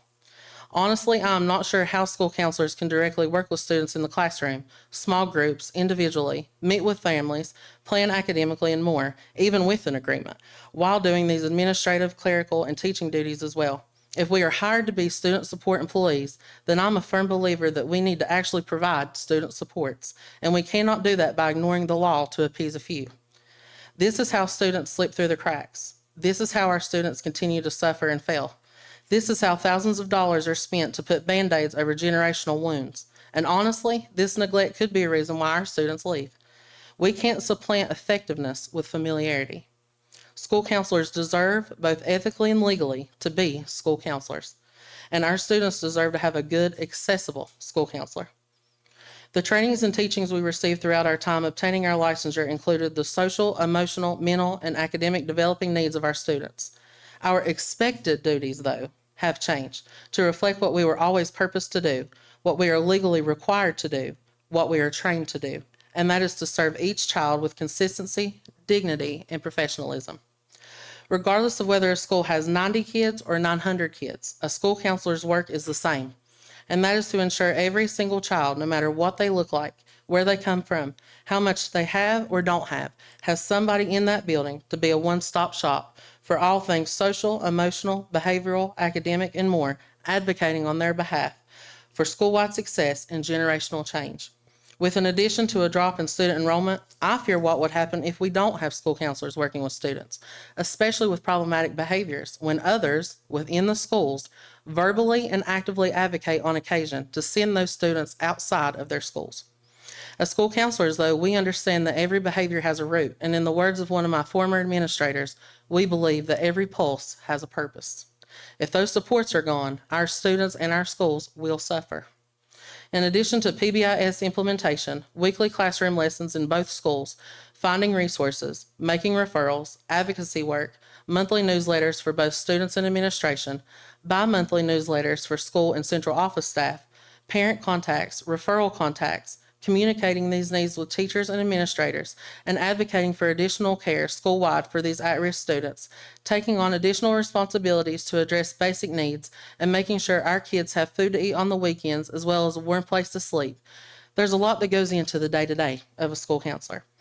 When you receive appreciation from a central office staff member, a parent, and a service personnel member at the same time for informing them on the school-wide social-emotional proficiencies at your schools, at least something is being done correctly. I've walked on some dirt floors. I've made suicide prevention and safety plans with 8 and 9-year-olds this year. I've assisted great-grandparents with internet trouble so their grandkids can do their homework. I've made sure some of our families had firewood to stay warm. I've reached out to agencies to provide long-term mental health supports for students and their families. I've seen kids jump up and down at Christmas time because their parents are together, not using drugs, and enjoying the gifts and meals that were donated to them due to a school counselor's connection. I've educated families on supportive academic and social emotional strategies that will aid in their child's safety and success. And although I am not administering testing this year, I recently created a 30-page test preparedness handbook that will aid 3rd through 5th grade students and their families on test-taking strategies, how to understand West Virginia ELA and math standards, differentiated writing prompts, equations, and for those who have trouble with reading comprehension, I included links to free online resources so that they can visualize and hear about these instructional aids to further assist the supports they receive in their classrooms. In terms of the questions I've been asked this year, especially about what it is I really do, I think I'm going to start replying with everything I can. Myself and my colleagues, as many of you have heard from, eloquently and respectfully shed a light on their passion for student success as well. I'm encouraged by their example. I would like to offer my experiences in addressing these issues as well. I would be thrilled to invite anyone into my day-to-day or participate in any discussion on the roles, realities, and concerns surrounding school counseling, recent legislation, or the ethical and professional statutes school counselors are trained and expected to adhere to, because it is apparent that there is still a great work to do concerning these roles, even though our involvement greatly impacts student and school-wide achievement. In closing, math and ELA are essential. We have to get our test scores up. We have to make sure our children are attending school. We have to make sure our schools are safe. Those statements are foundational truths. However, within the past 3 decades, hundreds of neurological and physiological studies have shown if a child is not loved, they don't hear they're cared about, they don't feel they are capable of achievement, and they don't know that their lives are worthy of success, they will not learn as much as they are purposed to learn. It is hard to fulfill a mission when you don't see the value in it. And it's especially hard to keep that momentum going or to see a glimmer of hope as a child living with that mindset. At Clear Fork, I was given an opportunity to direct evening announcements. along with a PBIS behavioral tip I always end my announcements with. If no one has told you that they love you today, know that I do, and I always will. I saw one of my previous administrators implement this into her announcements, and I have already seen this small act work wonders for my kids. While I was visiting different lunch tables one afternoon last week, there was a child comforting one of their classmates, and she said, "Don't worry. You know, if nobody loves you, that Miss Tony always does." This is the world we live in today, where children not only come to learn, but come to know there's hope, there's a future, and there are people who expect them to achieve more than ever possible. My job not only allows teachers to teach, administrators to manage their buildings, and students to manage their emotional expression, but my role and presence as a school counselor is not the catch-all to take on duties everyone else doesn't feel like doing. My job goes beyond the classroom, beyond the office, and beyond school hours. Our work as school counselors has a tendency to branch out, impacting homes, communities, and generations to come. I implore the members of this body to share in this same goal, to keep our students in school, to keep our school counselors in school, and to keep the future of Raleigh County in mind.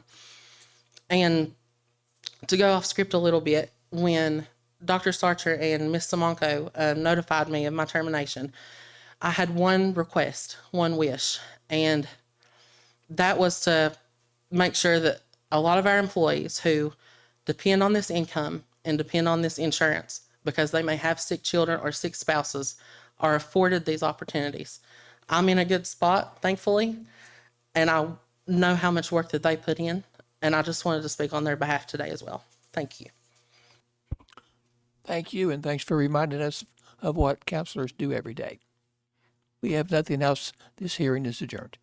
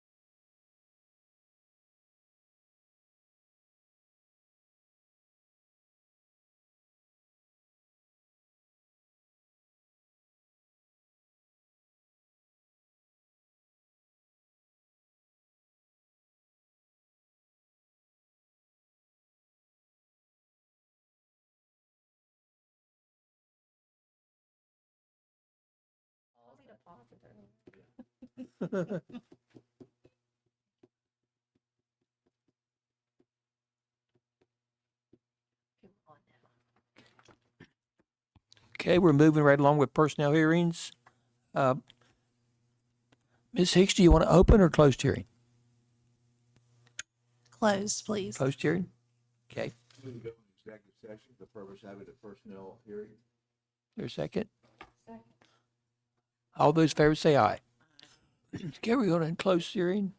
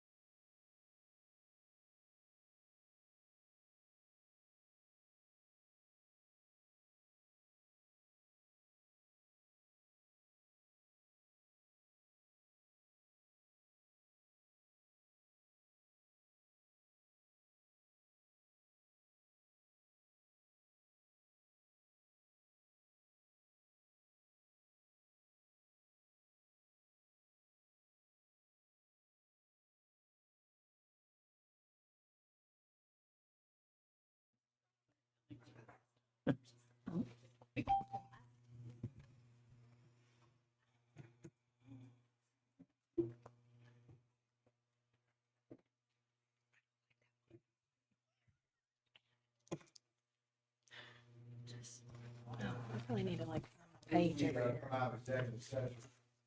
here. All those in favor say aye. Aye. Motion carries.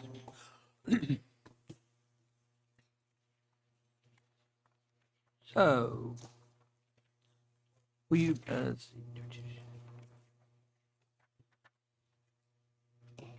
see. Will you all have one spokesman or, We're all three speaking. okay. My name's Larry Ford and I'll be presiding over this meeting. Before we proceed further, could the parties and their representatives state their appearance for the record? Trey Marone with Bowles Rice. I'm here on behalf of the administration. Amy Simonko, Director of Human Resources, Raleigh County Schools. Erica Hampton, School Counselor, Woodrow Wilson High School. Chelsea Dorsey, School Counselor, Shady Spring High School. Kara Tabor, School Counselor, Liberty High School. Okay, thank you. Are there any preliminary matters that we need to address before proceeding? Just for the record to be noted that we had another participant in this meeting, Laura Colacerto, who was unavailable on this date. Okay. Do we want to swear everybody in? You swear or affirm that your forthcoming testimony in this matter is the truth, the whole truth, and nothing but the truth, so. I do. Okay, administration, Yes. I'd like to give an opening statement, and when I do, I'll do the opening statement, and I'll actually proffer the case. So I'll present the administration's case to the board that would be supported by the testimony that I would anticipate from Dr. Starcher and Ms. Simonko. But in doing that, it's called a proffer. But in doing that, at the conclusion of that, any of you could ask questions about anything I've said. I'm just presenting the evidence, but if you have questions about it, you could direct those to Dr. Starcher or Ms. Simonko, but it's just kind of a thing to speed it along. But you're free to ask questions. Of course, the board members can ask questions too after that. So in starting that, each year, school districts throughout West Virginia are required to examine and evaluate their enrollment, their funding, and the staffing needs throughout the school district for the upcoming school year, and to take action that's necessary to realign the workforce to meet the needs of the school district. Unfortunately, in most West Virginia school districts, both enrollment and funding have been declining for a number of years. Raleigh County Schools is no different. All across the state, county superintendents and human resource directors have reviewed the county's enrollment, their county staffing, available funding, and they're all making recommendations to their respective county boards to approve a realignment plan for the upcoming school year. Superintendent Starcher and Director Simonko have been working on this realignment plan for some time. During each of this hearing, which is a combined hearing of three employees, all of you have in front of you, or should have in front of you, two packets, and the board members as well, of exhibits presented by the administration. One packet contains exhibits 1 through 4, and those are general exhibits that are actually made a part of each hearing. And then the second packet will contain additional documents unique to your particular hearing, and for each of the three of you, there will be records that relate to you specifically. That we're making exhibits on in our case. Exhibit 1 in every packet is a chart that contains data. It's a 15-year history of the enrollment, staffing, and state aid funding for Raleigh County Schools. During most of that 15-year history, did you say something? Okay, sorry. I'm hearing things at this point. I'm sorry. It's been a long day. I'm hearing things at this point. During most of that 15-year history, student enrollment has declined, and of course, as enrollment declines, that impacts funding and what the school district can provide for their students for the coming school year. So if they don't take necessary action, they might find themselves over formula, as it's called, when a school district has more positions in place than are covered through the state aid formula. Exhibits 2 and 3 in every packet will be the preliminary computations issued by the West Virginia Department of Education for Raleigh County Schools. These project what the school district will be, if they stay on trend of where they are now, where they will be for the coming school year. And the predictions are that where they will be is in professional positions over 79.27 over formula, and in service positions, 76.61. Now, that number doesn't match what's on the form because the 76 includes the 29 third grade ECAP positions that have to be added for the coming school year. For context, these numbers are substantially higher than they are for the current year. During the current school year, Raleigh County Schools is over formula 37.71 professional positions and 7.26 service positions. So there is a projected change, a dramatic change for Raleigh County Schools for the upcoming school year, which if not addressed at this time, based on the laws that require things to be addressed at this time in the school year, then the school district could find itself responsible to fund all of these over formula positions without any help from the state aid formula and from the state. So here's where we are now. Superintendent Starcher and Director Simonko have been actively engaged in analyzing the enrollment, staffing, and funding across the school district. This process has included a review of each and every school within the school district. As a result of this process, Superintendent Starcher will recommend to the board at its meeting in April that it approve a number of personnel actions that will enable the school district to realign its workforce for the upcoming school year. Specifically, this realignment plan involves 3 types of actions that will be recommended and put before the board for action. One type, which is what this case, all 3 of these actually involved, is contract modification. And then other types of cases involve transfers and terminations. Those won't apply to any of these hearings here right now. So I'll spend a minute talking about the first one, the contract modification. In a realignment plan, a school district may decide to modify contracts or put those at least before the board to do so, addressing the number of days in an employee's contract. State law does require contracts to be a 200-day minimum. You can't have less than 200 days in a contract. And in fact, that's all that the state aid provides funding for is a 200-day contract. But if the school district decides to enter into contracts of more than 200 days, it's free to do so, but all the costs associated with those additional days and all the expenses associated with those additional days are paid by the school district through local funds, and not any the state aid does not help. The state aid formula won't help with the cost. The second aspect of the plans I mentioned would be transfers. Those don't apply to these hearings here, but some folks do end up on transfer. And then the third aspect of it is terminations of contracts for lack of need, where someone's position may be terminated and they don't have enough seniority to hold another job. But again, these cases all involve modification of contract. And so this part of the realignment plan is what these hearings will be about, and these will be presented to the board for approval for the upcoming school year. While a number of employees, including these 3, are impacted by these recommendations, folks that are going to be without a job, the good news is that there are projected to be, even though there's going to be 78 professional contract terminations recommended, there's 70 vacancies currently existing. So for the most part, professionals that even have their contract terminated will be able to get employment for the next school year, although it may be most likely be in a different job that they're in right now. Service personnel, only a projected net loss of 1 position because of so many projected service personnel vacancies for next year. School laws prevent the school district from simply transferring employees who are subject to termination into current vacancies. Instead, they have to bid on jobs when they're terminated for lack of need. So although the realignment in all these different ways, realignment of the workforce brings change, the end result of this plan is expected to be that most, not all the employees impacted will remain employed for the upcoming school year or be able to get positions for the upcoming school year, but possibly in a position a little bit different the way they currently hold them.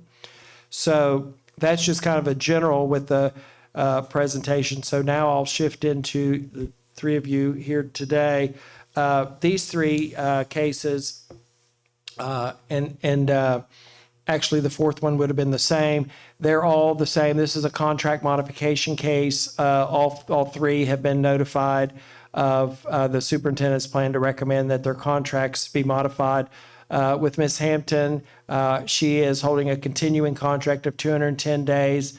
The effective date of her continuing contract was July 1st, 2009. I know she's been employed longer than that, and she's a counselor at Woodrow Wilson High School. She holds her counseling certificate as well as teaching certificates in biological sciences and general sciences and national board certification as a counselor.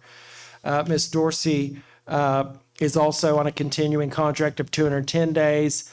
Her continuing contract began on July 1st, 2015. She's currently assigned as a counselor at Shady Spring High School. She holds the counseling certificate. And then Ms. Tabor, similarly, she is a continuing contract, 210-day contract. She's held since July 1st, 2013. She's a counselor at Liberty High School, and she holds a counseling certification. Again, all of these positions are being recommended to be reduced to 200 days, as all counselor positions are being recommended throughout the county. And the letter that's in the file, along with all the other details, explains to them the notice that was given to them that it's due to reduction in the duties to be performed by these counselors. So the contracts are being recommended to be reduced. So this is a contract modification case, as I've mentioned a couple of times. It's permitted under West Virginia Code 18A419. It allows the school district to modify the number of days of a contract over 200 days. And when you do a contract modification, that assumes the employee staying in the same position they're in. So all these employees will stay in the same position that they're in. Some folks along the way argue, well, when you change days, it's a new position, and people that want that job say, hey, that job should have been posted. Well, the law says, 18A419, that the school district can modify contracts that are over 200 days, and that it's does not make it a new position. It doesn't have to be posted. So these ladies will all stay in their same positions. The recommendation is just to reduce the contract days. As mentioned earlier, any days over 200 days are not funded through the state aid formula. They're paid by local funds. Let's see, last year, the legislature, this is in the packets, is a copy of State Code 815 18B, 18.5, it's been a long day, 18.5, 18B, which just went into effect for this school year, July 1st, 2004. The legislature enacted this new law, and it was really designed, when you look at it, it looks like, anyway, it was designed. It's hard to sometimes know why the legislature does what it does. But when I read it, it looks like it was designed to refocus statewide what the role of a school counselor is, the primary role as a school counselor, what it's to be and how it's to be carried out. And the law actually has mandatory language in it and mandates that counselors spend at least 80% of their work time in a direct counseling relationship with students, and that they further are mandated that they shall not devote more than 20% of the workday to administrative activities, and those administrative activities must be related directly to their counseling duties. So it was a real clear defining bill and eventually a law that says here's where counselors should be focused, and it's 80% of their work time in a direct counseling relationship with students, and not more than 20%. Of course, students are in the school not even 200 days. They're in the school 180 days. So that direct counseling role with students, is not really even the full 200-day contract. But so to further punctuate the new law, the legislature incorporated a laundry list of activities that school districts may not assign to school counselors to perform. And we may hear today, I don't know, but we've heard from others that, folks over the years in Raleigh County schools have been asked to, and maybe even required to, or told to, or directed to perform lots of duties that now by this code section, they're no longer providing, nor can they be required to provide. And that list is in that state code section that's in the packet. So as a result of the limitation on the administrative activities that school counselors can be assigned to perform, and the emphasis by the new law that school counselors must be in a direct counseling relationship with students for at least 80% of their work time, and can only perform administrative duties relative to directly related to their counseling duties for up to 20% of the workday, then the recommendation is based on that there's a lack of need for school counselors to be present for any days over and above the 200-day contract.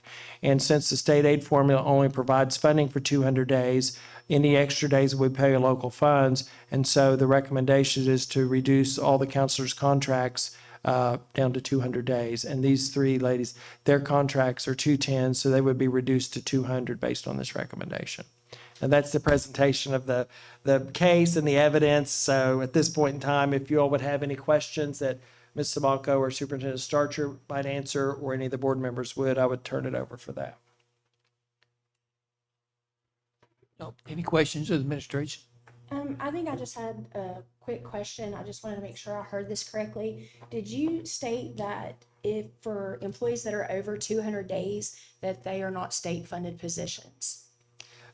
What I stated is that the state aid formula doesn't provide funding Okay. for any contracts over 200 days. Anything else?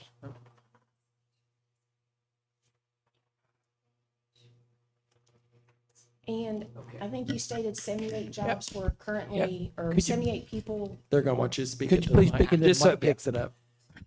The meeting's being recorded. So basically, I think at one point you stated that maybe there was 78 people that had been terminated, 70 vacancies. How many of those vacancies are actually for counseling positions?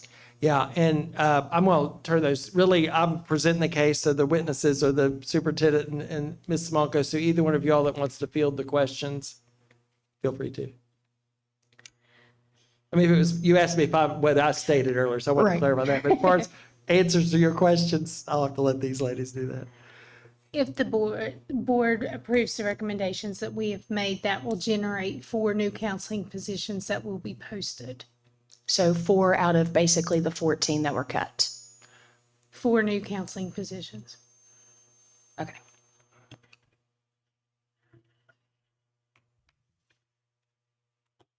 Any other questions? I have no questions. Okay, do you have an opening statement? Yes. I'll let you know. Let me turn my timer on. I get a little bit too passionate, so, and I know y'all have been here all day, so I'll try to be, polite here.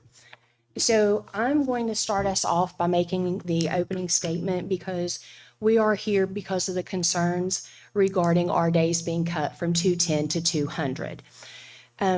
Between the 4 of us, I'm also including Laura Colacerto, who isn't here right now. I am Erica Hampton, again from Woodrow, Chelsea Dorsey from Shady, Kara Tabor from Liberty.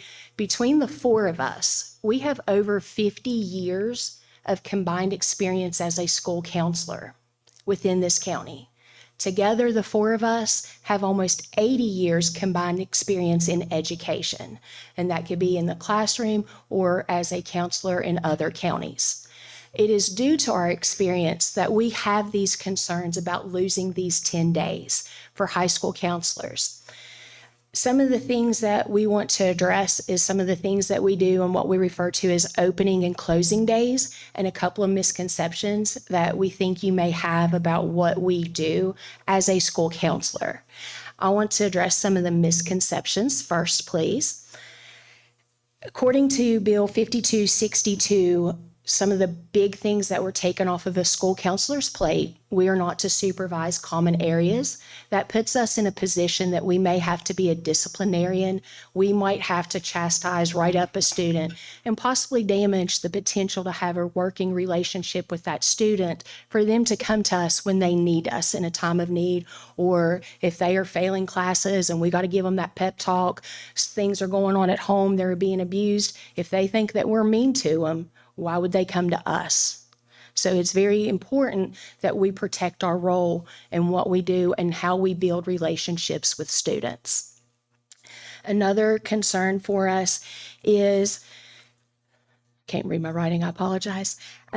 We no longer are responsible for test administration, SAT, West Test, ASVAB, PSAT, that we do not have to train the staff members, the teachers to do this. We don't have to do the pre-administration with students. We are not responsible for making sure devices work, that all the materials came in. We're not responsible for packing those materials up. So that takes away a lot of time away from us actually working with our students. There's been times, we've had to administer SAT or whatever. We're hall monitors. We're making sure things are going smoothly, and we've got kids in crisis. So which takes precedence, the kid in crisis or this SAT?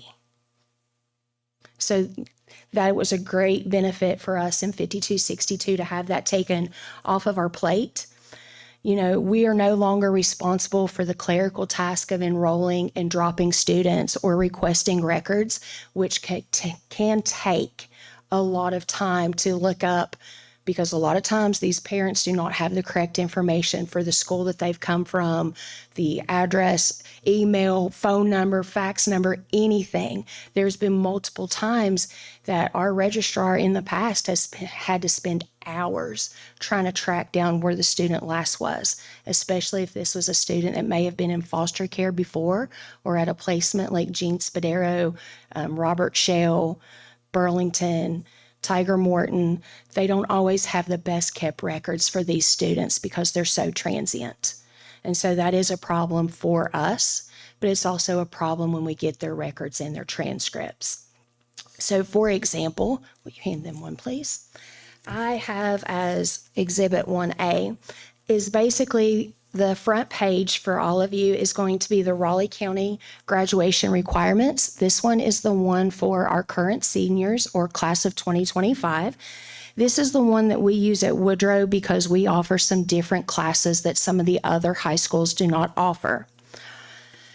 So this gives you an idea of how we evaluate a transcript to kind of keep in check of what our students need. If you flip to the second page, this is a transcript for an out-of-state transfer. So this student came to us a couple of years ago before I arrived to Woodrow myself.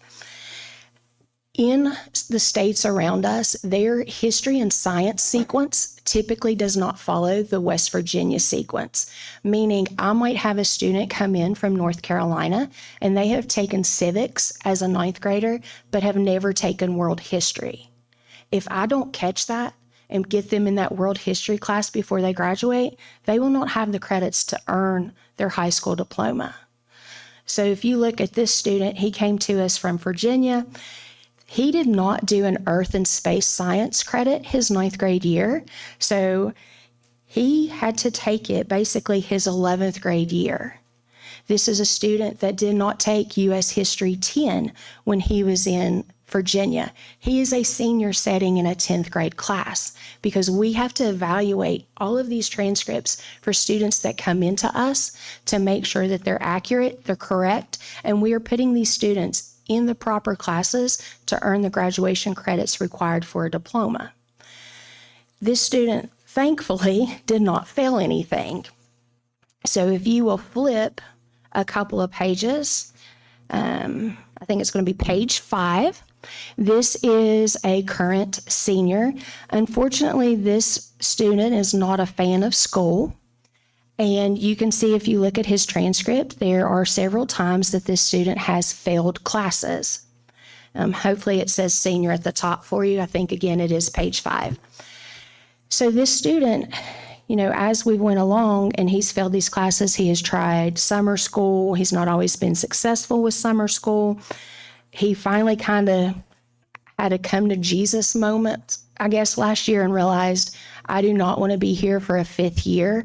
I do not want my sibling to catch me and actually walk across the stage with me. And so we've had to really work to get this student to where they needed to be so they can actually graduate with their cohort.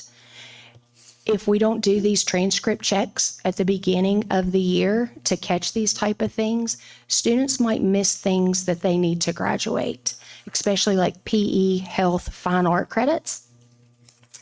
If you flip 2 more pages, here's a transcript for a should-be 10th grader.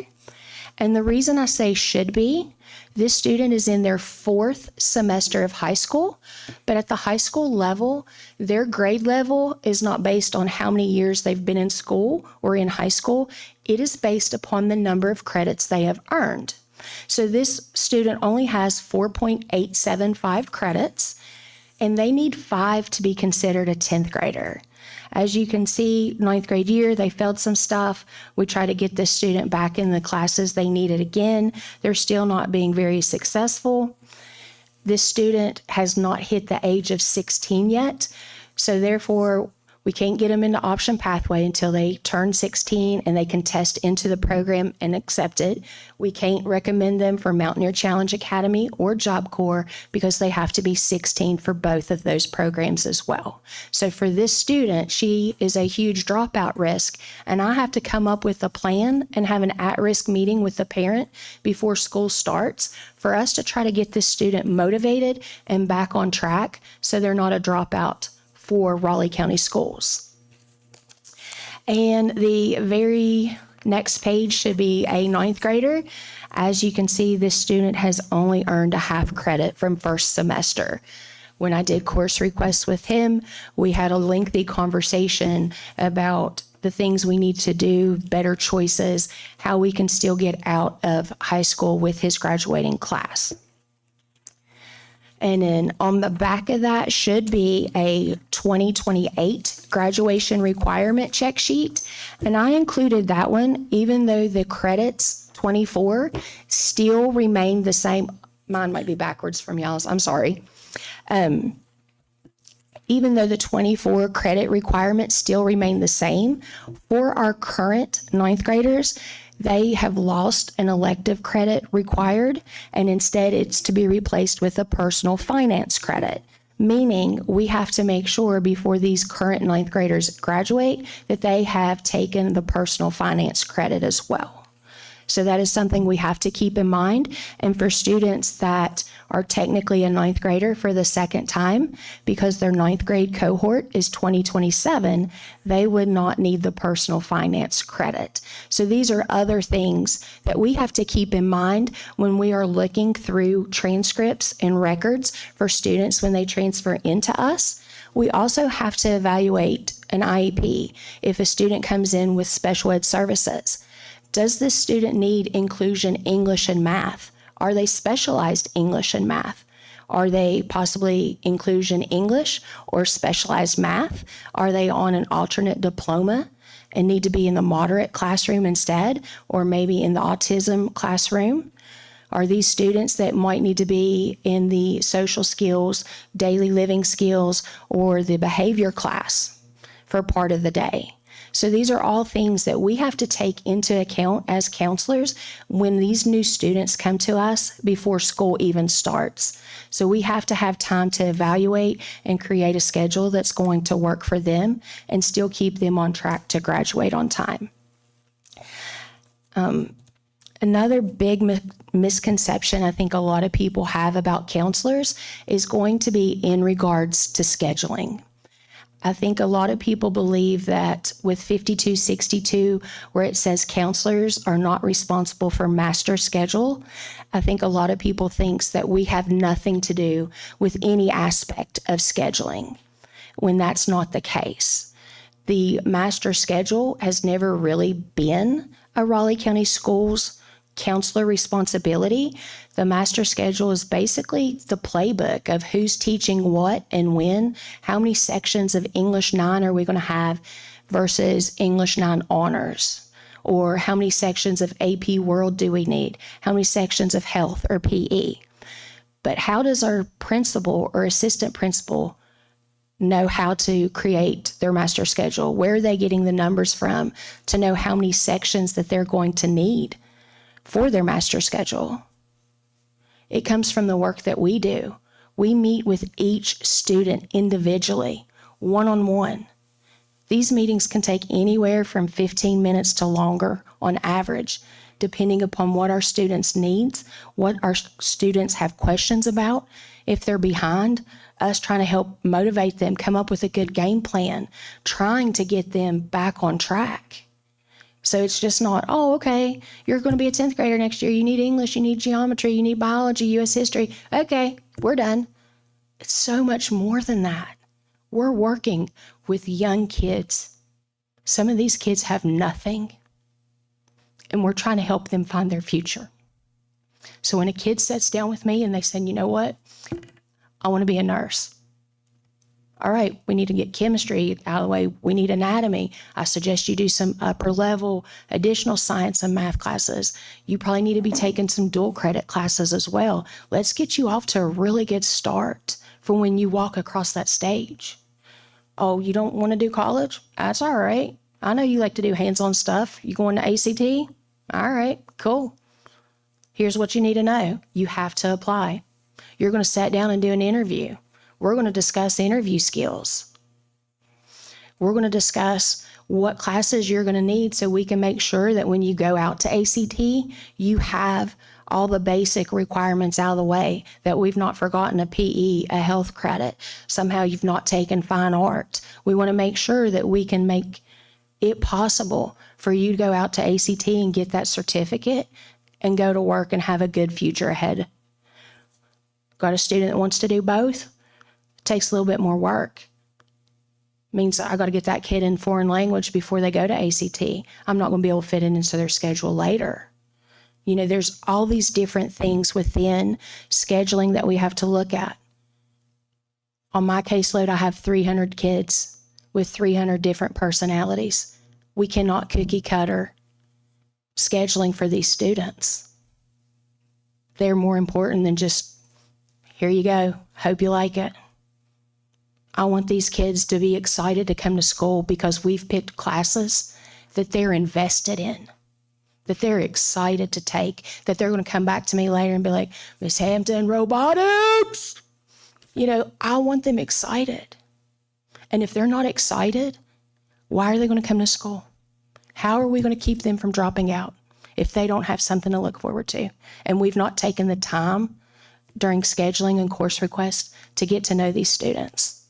It might quite possibly be one of my favorite times of the year because it feels like I'm not calling them down because why can't you ever get to class on time? Why can't you come to school? Why can't you turn in your work? I know you're better than that. Those type of conversations. You get to see the light turn on when they get excited to hear about the opportunities available to them. Once our principals have the fun part and they build the master schedule in Weavis, they get to basically assign students to the classes. That doesn't just magically create 100%. Everybody has a schedule. There's usually a lot of conflicts and a lot of issues. You know, what do you do when you look and you're like, wait a minute, why is English 10 honors, biology honors, and U.S. history honors all at the same time? Why are all these kids with these blank holes in their schedules? So then we've got to be like, hey, we got to look at something, you need to fix this and try to rerun it to see if we can get better results. And even if we do get better results, there's going to be holes in pretty much every single kid's schedule. And we have to call those kids down and have a conversation with them because we have some that's like, I really want to do baking, but I really want to do weight training. I don't want to make that decision for them. So before kids even roll into the building, we're making phone calls, we're sending messages on Schoology. We're doing whatever we can do to get a hold of these kids to be like, hey, I need you to pick something. And the longer you wait, the uglier your options are going to get, you know, just to get them to respond back to us quickly. I mean, we'll blast it on social media. Hey, the counselors are trying to call you. We're trying to fix schedules. If you see a call from Woodrow or Liberty or Shady or Indy, you need to answer that. It's probably about your schedule. So even after we've did all of those things with scheduling, you know, it takes hours. We have spent weeks working on course requests. I'm still not done because I've had 4 crying kids this week. I've had CPS issues. I've had students wanting to fight. I've prevented fights. It's been a lot going on. And that's why we need these 10 days is you don't have kids that have all of these things going on. It gives us a chance to still have one-on-one conversations with the student and with their parent to especially go over the scheduling stuff as well, because that is hugely important. Because if they don't have a good schedule, the students are frustrated. They want to come back. They want us to change their schedules multiple times. But, you know, it's not about the schedule itself. It's what the schedule can do for our students. It gives them hope. It gives them purpose. And now that I have probably bored you to tears over scheduling, I'm also going to address some of the other things that we do at the beginning of the year besides just trying to contact those students when there's issues within their schedule. We probably spend the first day or so, it feels like doing nothing but returning messages, whether it's voicemail, email, Schoology messages, messages on our counseling page on Facebook. We spend a lot of time trying to address those concerns and issues as soon as we walk in the door. We already know we've got a few hundred emails we're going to have to address before we can do anything else. You know, all of the stuff for the new enrollments, like I said, the transcript check sheets, looking over the records when students come in, meeting with those families, talking to that student, being a warm, welcoming environment for when they do come to school, they feel like they're already included before they've ever came in there with the other kids, you know, possibly giving them a tour of the school, you know, walking them around, trying to help them feel acclimated and comfortable that their parents made a good decision as well. You know, we've got to have buy-in from the get-go. We also sat down typically within our department with our principals, kind of do like an overview planning of what we want to accomplish throughout the year, various events like signing day, college week, where we do different college activities or career exploration. Typically, when I don't have the students there those 10 days, I'm already figuring out ways that I can impact my students even though they're not physically face-to-face with me. What presenters can I get in here for college week that they're going to really respond to? What tours can we do? What school can we go visit that maybe they've not seen before? What else can we do that's going to be interesting and unique for these students just for that week alone? I am very big proponent of completing FAFSA.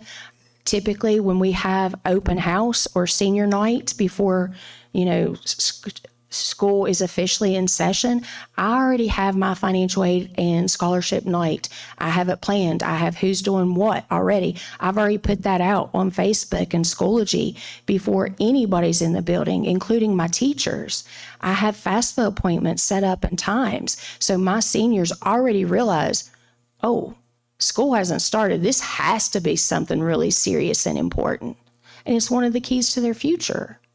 So it has to be important and talked about and done before students get there, because we want them to realize there's all kinds of things that go on that we're here to help you do that all have weight and importance and value, and that you need to be aware of, that you can already start asking us questions because we're already here. We've already started working and we're working for you.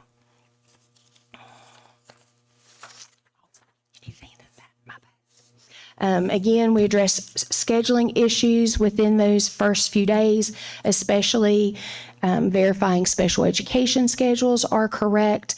We also are verifying that our percentages do not exceed the state law. If they are in like an English math class, for example, and there's not a co-teacher present, they can't exceed 30%. If a co-teacher is present, they should not exceed 50% special education students. So a lot of times we are trying to balance schedules. We may have to contact a student to say, hey, I now can't get you in this class. What elective would you rather have instead? We're correcting schedules for students that may have went to summer school, passed a class. Now they get to pick an elective, so we need to contact them to see what they're interested in. What about students that failed summer school? Now we've got to pull an elective to put them back in that failed class. What elective do they want us to pull for us to replace with that failed class? You know, we have to work to balance student numbers in classes that have way too many students. There's not enough seats. It's not safe. So we have to work to change schedules, move things around, contact students to say, hey, you know, I know you really wanted to be in baking. We can't have 47 kids in a kitchen. It's not going to work. You know, what else would you be interested in taking? You know, we are responsible for printing schedules out, getting classroom rosters for the teachers ready, because Weavis and Schoology do not sync every night. So if we make a change to a schedule in Weavis, it might be days before it shows up in Schoology. So that's incredibly frustrating for our teachers to mark attendance, for students to access assignments. It's also incredibly frustrating for the students because they feel like they're getting behind because they can't access what they need within Schoology. And so we try to do a lot of that before school officially starts, just so those changes in the syncing has happened. So everybody shows up in Schoology where they're supposed to be. Again, we have to adjust schedules for students that got admitted to ACT late. That means we're pulling them from electives, putting them in ACT classes.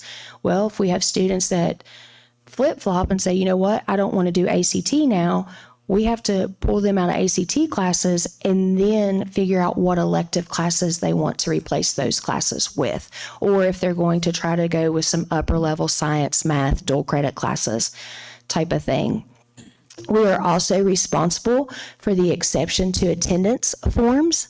So we put it out there for the students, on Facebook, thrill share messages, things like that. Hey, contact your counselors. You need to get the paperwork. They need to make an appointment with them. They're going to go over what you need to do, how to complete the form correctly, the things that the board office is going to need to approve your form. But then when we receive those back completed, we also have to complete, transcripts, scheduling, what's their GPA, what's their attendance rate. There's things that we still have to do that impact those students. We have to get the principal to sign off on this. We have to get it to you by a certain time to be approved. So there's a lot of things that we do that is student impact driven within the first few days of school, but I'm going to let Chelsea talk about the things towards the end of school that we do that impact our students.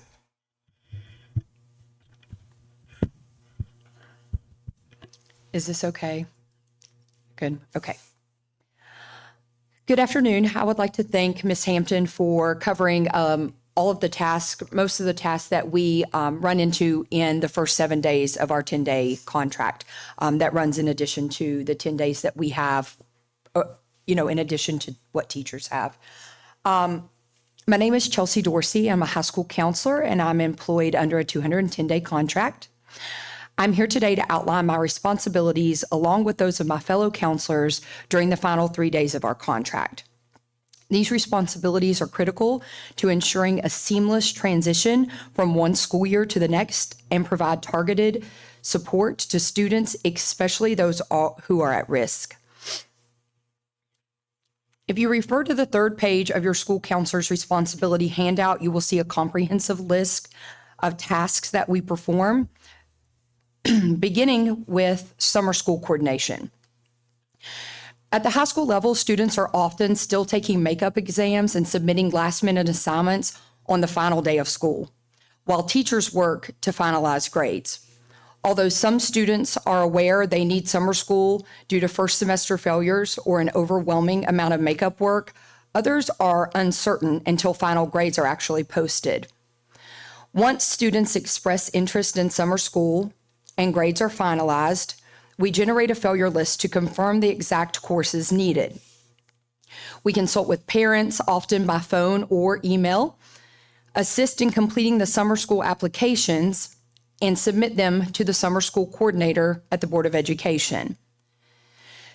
Because the summer school deadline is often aligned with the last day of school, these tasks are a priority during our final contract days. In addition to summer school coordination, much of our time is dedicated to finalizing grades and managing transcripts. Teachers typically work one day after students' last day, and we collaborate with them to verify grades during this time. Once verifications are completed, checked by teachers, and returned to the counseling office, we can generate an accurate failure list. After grades are finalized, we contact our county coordinator to ensure all final semester grades are recorded on the transcripts. We then make any necessary manual adjustments and generate updated cumulative GPAs. Once transcripts are complete, we begin identifying the students for retention. The retention process requires a thorough review of each student's yearly credits. We analyze student transcripts to identify retentions and determine which students are considered high risk. We also review previous retentions to assess the potential for double promotions in the following year. If a previously retained student successfully makes up for lost credits in the school year, they are often reassigned to their original cohort. This helps increase our graduation rates at Raleigh County Schools. To complete the retention process, counselors first verify credits and confirm that students do not meet promotion criteria set forth in Raleigh County Policy D.3.30. Next, follow the necessary steps in WEVIS to ensure proper assignment for upcoming school year during the statewide promotion that is set forth to occur on July the 1st. As well as prepare and send a retention letter home to parents and students explaining their lack of sufficient credits to be promoted, and submit a retention list to our county coordinator. Last year, I managed 12 ninth grade retentions, 10 due to insufficient credits, 2 due to placement at MCA, and 1 due to placement in option pathway. I also had 5 10th grade retentions, all due to insufficient credits. This was on my caseload portion alone in Shady Spring High School. Another significant responsibility towards the closing of the last days of our contract is the preparation and mailing home of report cards. This process involves printing grade cards, labeling envelopes, and securely sealing them, metering envelopes for postage at the Board of Education, and lastly, delivering them to the post office for mailing. If these envelopes are not sealed properly, the metering process fails. And if you have ever worked with bulk mail and the meter, you know what I'm talking about. During these final days, we often meet with parents and students who plan to enroll for the following school year. For example, often students who may be transferring, just an example, maybe from St. Francis. And so this student has attended St. Francis from kindergarten through 8th grade, or, they're newly coming into the public schools. At the high school level, they have a lot of questions. So we tend to address those enrollments at the end of the school year. We assist with out-of-district transfers, and support new enrollments, especially for those coming from middle school. I received several out of district transfers this year. Those parents and students are not familiar with our school, whereas Shady Middle School students participate in a step-up day. I go and spend a couple days at Shady Middle School doing pre-enrollment, so the students there are very familiar with me. They're familiar with Shady Spring High School. They've had siblings, or whatever else to come through the school. So it's not quite as a new process to them. But those students who are coming from out of district, they are very interested in seeing the school, maybe even to make a final decision as to where they plan to attend the following school year. We also prepare senior records to transfer to the Board of Education while receiving middle school records for incoming ninth graders. All these end-of-year tasks focus on providing individual support to students, particularly those at risk of failing or dropping out. This aligns directly with House Bill 5262, which prioritizes preventative academic guidance and dropout prevention. We also ensure personalized education plans, also known as PEP plans, are implemented through the continuation of scheduling, as required by Policy 2315. Section 3.17 mandates that school counselors provide indirect services to support student success. Working out scheduling conflicts, special education placements, incoming schedules, and the start of rescheduling failed courses are all still being addressed during this period as well to ensure our schools meeting the goals of being 100% scheduled by the end of the year. The loss of these final contract days would directly and negatively impact students. Without this time, and with larger caseloads resulting from fewer counselors, we would be unable to adequately prepare students for the next school year or effectively support those at risk. This would undermine our ability to implement the comprehensive school counseling program and our dropout prevention efforts. Last year, I worked more than 10 additional hours beyond my contract to ensure that my students were fully prepared for the following year. My request for these additional days is not for personal gain, but to ensure I can effectively serve my students and make sure their year is as successful as possible. Ms. Tabor, who unfortunately worked as the only counselor at Liberty High School during the 23-24 school year, can speak firsthand to the challenges of insufficient time and resources. She will now elaborate a little bit on how this experience has impacted her.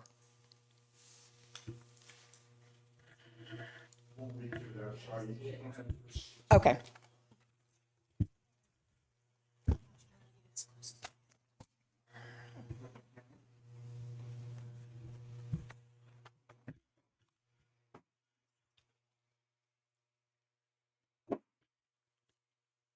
I served as the sole counselor at Liberty High School in Raleigh County during the 2023-2024 school year, as the second counseling position remained unfilled throughout the year.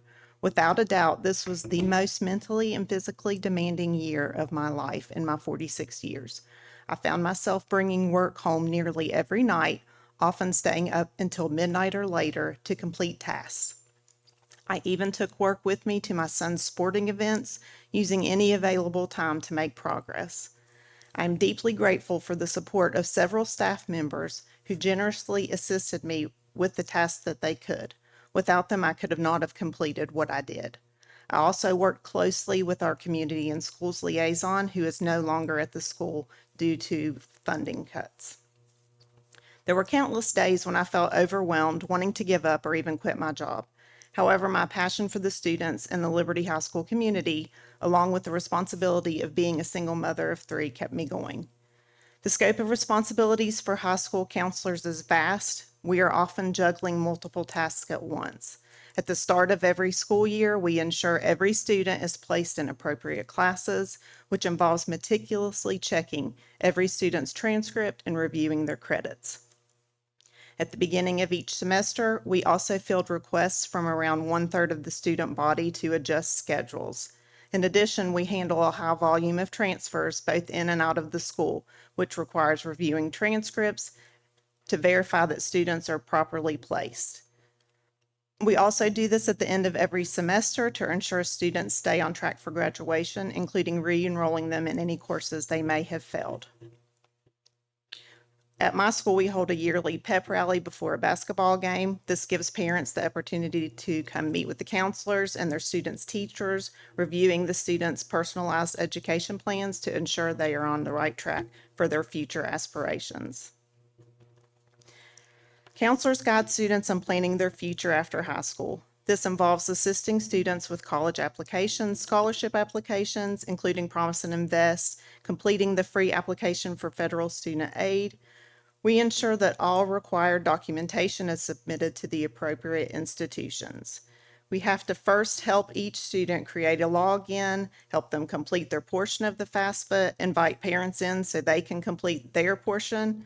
We hold many school events to make the time available for the parents to come in and fill out their FAFSAs. We are in charge of ensuring our students know about grant and scholarship opportunities available for them post-graduation. We assist our students in completing these applications, turning in academic verification for these, and acquiring letters of recommendation. For students interested in joining the armed forces, we coordinate meetings with recruiters and organize signing events when applicable. For those planning to enter the workforce, we facilitate connections with potential employers and assist with job applications. We also support students pursuing trade school by helping them explore options and schedule interviews. Counselors are also responsible for term report cards. We collaborate with teachers to verify grades, ensure WEVAS data matches Schoology, and print and distribute report cards. We reach out to parents of students with failing grades during the 9 weeks and every midterm to offer support and intervention. Throughout the year, we lead College Application and Exploration Week, exposing students to various post-graduation opportunities. We run the Zone, a weekly behavioral intervention program it's a an opportunity for the students. We are constantly available for students in crisis, those in need of a supportive adult to talk to, or those experiencing peer-related issues. These interactions occur multiple times a day and require us to be ever present and responsive. For students that attend the zone and to continue to have behavioral infractions, we then offer one-on-one counseling with them to focus on the behavioral needs. The demands of my role at Liberty High School during the 2023-2024 school year were truly unprecedented. I cannot fathom facing another year alone, especially with the loss of the CIS liaison who provided invaluable support throughout this time. Also with the loss of the 10 days in my contract. As I look ahead, I'm uncertain how I'll manage the extensive responsibilities to require to ensure our students continue to receive the best possible support. I fear it will require me to work well beyond the school day, once again sacrificing personal time for the benefit of our students. Things that I'm also very scared of, if the possibility of working alone and losing contract days. I feel like students slip through the cracks more often. I feel like there will be the possibility for more dropouts or transfers to virtual or homeschool programs. There'll be limited time for valuable one-on-one sessions for the students, limited time for social and emotional support. The issues our students are dealing with, both in and out of school, are devastating to say the least. Instead of adding more support staff to effectively aid our students in coping with these issues, we keep taking them away or reducing days in their existing contracts. Please keep in mind when determining which way to vote that the population that stands to lose the most is our student body in Raleigh County. Thank you. Anybody have any questions? I have a few questions. I think I'll go with Ms. Hampton. I made notes when you were talking, and I may have some other ones, but she may be able to answer them. And sometimes I work backwards when I do this. So I know that Exhibit B kind of came in second. And as I was looking at this and you went through it, I was just wondering, of all the things that are detailed on Exhibit B, how much of these activities would you say are considered to be direct counseling services? Quite a few. I mean, we're meeting with students for early exemption to complete that paperwork, meeting with students regarding dual credit classes, which I forgot to mention earlier. Sometimes the dual credit college that we are using, they will actually start their college classes before our students are back in session with Raleigh County Schools. So we have to individually reach out to each student and parent to say, hey, don't forget your class starts next week. Make sure your login information and stuff works. If it doesn't, please let us know ASAP so we can troubleshoot with you. So that's one of the times. For an example, the new enrollment paperwork, when we go to meet with the students and the parents give tours, when we talk to them, try to figure out who they are, what they're interested in, to try to guide them to maybe clubs or activities that they would be well suited for to help them find their tribe, so to speak. So that would be, again, student contact directly and parent contact directly. A lot of the things that we also do is going to be very student impact driven because it is going to affect the students in the long run when we're planning events and different things for the students to get more out of their high school experience. Okay, so if you're in the direct counseling service mode with a lot of the items on this document, that would be within the 200-day school year? These are things that we are doing before the students are even in our building. Okay, so that's what I'm trying to get. I wanted to, easily, maybe I should have asked it this way. Easily to make it easier, like probably 60-70% of our much time on those days without students is doing things that impact students. Yeah. Either contacting them or the student directly to say, hey, we need to have an at-risk meeting before school starts. Right. We need you to come up here for early exemption paperwork. We need you to come up here to finish your enrollment for this dual credit class. Let me ask the question this way, okay? Is I want to make sure I understand what 1B is. That's kind of what I was really getting to is I was a little bit confused because when I was reading through it, it seemed to me like a lot of these things were things you would be doing during the school year while students were present. Lots of activities on here seem to fall within that category. But then I felt like you said something at some point that this was to demonstrate all the reasons why you needed the 10 extra days to do before students were there outside the 200-day contract. So that's what I was trying to clarify is there's lots of activities, obviously very valuable, important activities on all these pages. I'm just trying to make sure I understand what this exhibit is intended to demonstrate. So many of these activities that are listed are things that have to happen before students are even in the building.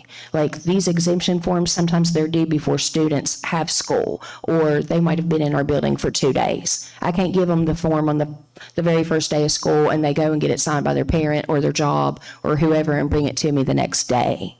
So Tell me about the it's- exemption form you're talking about. What is So for our seniors that are basically ahead on credits, they have the GPA, they have the required attendance, they are allowed to leave for half a day if they are taking a college credit on their own time, or if they are working to help support themselves or their family. So there's paperwork they have to complete and documentation they have to provide. If it's for working purposes, they have to have their employer complete a section on that paperwork.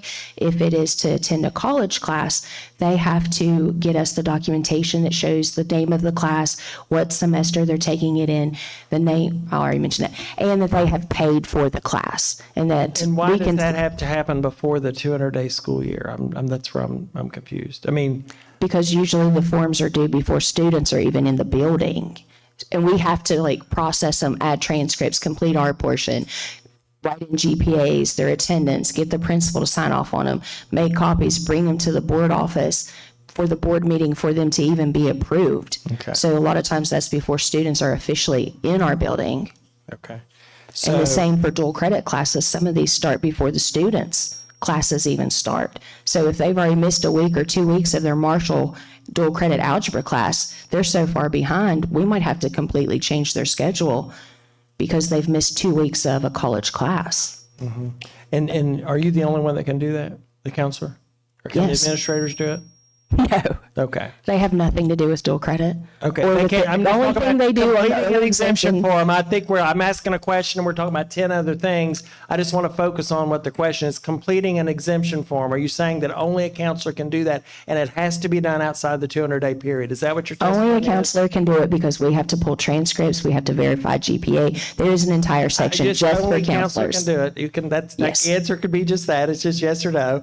And then the other question is then is your testimony that those exemption forms have to be done outside the 200-day school year? Yes, Okay. for fall semester. All right. So any school district that has 200-day counselors, those students just can't get an exemption form.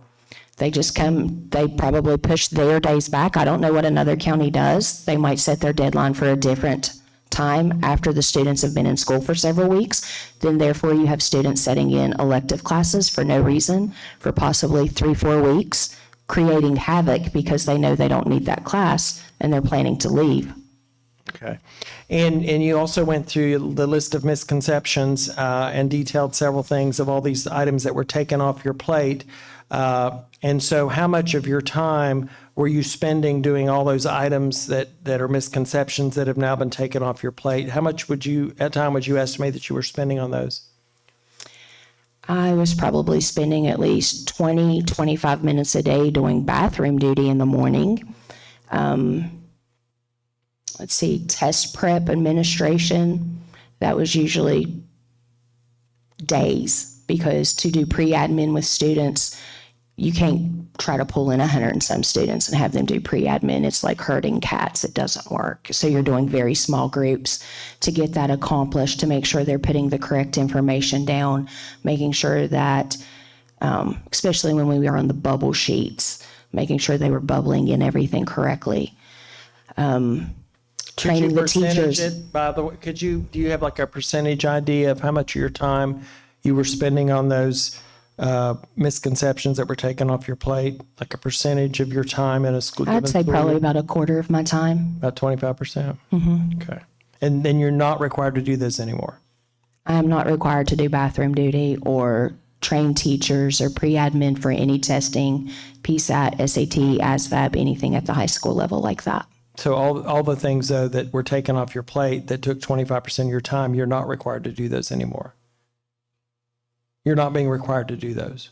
I'm not being required to supervise a common area. Okay. And what I'm kind of trying to get to is here, so I can understand it, is it almost seems like it's not so much that your workload requires the extra 10 days, that it sounds like what you're saying is the timing of certain things we need to get done is what takes us outside the 200-day contract. Because if you've had 25% of your workload alleviated through this law from last year, then you've got 25% of time that you didn't have before, but you still need the 10 extra days. So it seems like that has to be more focused on things that it's just a time management issue. It's like, when can we do these things? We can only do these activities outside the 200-day contract. And that's what I'm trying to understand. Why is it that those duties or those things that you're doing now after this law was passed, why is it they have to be done outside the 200-day contract? By losing that 25% of those duties, it actually gives me more time to actually interact with the students, because I'm not packing up test materials or standing by a bathroom yelling at a student, hey, you've been in there for 15 minutes, you need to come out. I'm not being forced to be a disciplinarian in that instance. You know, we're trying to get the school year started off correctly for our teachers and for our students, so we don't have kids sitting in a cafeteria or classroom somewhere with a schedule that has holes and gaps in it to do what? They're losing out on instructional time. So we're going to take days away from us, so we take away instructional time from our students. So the transcripts, you gave us a lot of information about all the work that you do on transcripts and all the different scenarios that can surface in evaluating a transcript, and the questions that may need to be asked and the blanks that need to be filled in. Is the time that you describe that you're spending on transcripts, are you considering that part of the 20% administrative services you're providing, or the 80% direct counseling services, or maybe a combination? It would be more of a combination, because of the fact that, like, we do have to sit back and analyze and look, but then once we see what we're dealing with, we will contact the student and a parent to have that direct contact to say, hey, I don't know if you are aware, but Billy Bob's transferring in here. You put on his paperwork, he's a senior. He only has 12 credits. He should have at least 18 to be a senior. I really need you and him to come in. We need to come up with a viable option for him so he can earn his diploma. Well, that makes perfect sense to me that you need to do those things. I'm still trying to figure out why those things have to be done outside the 200-day contract.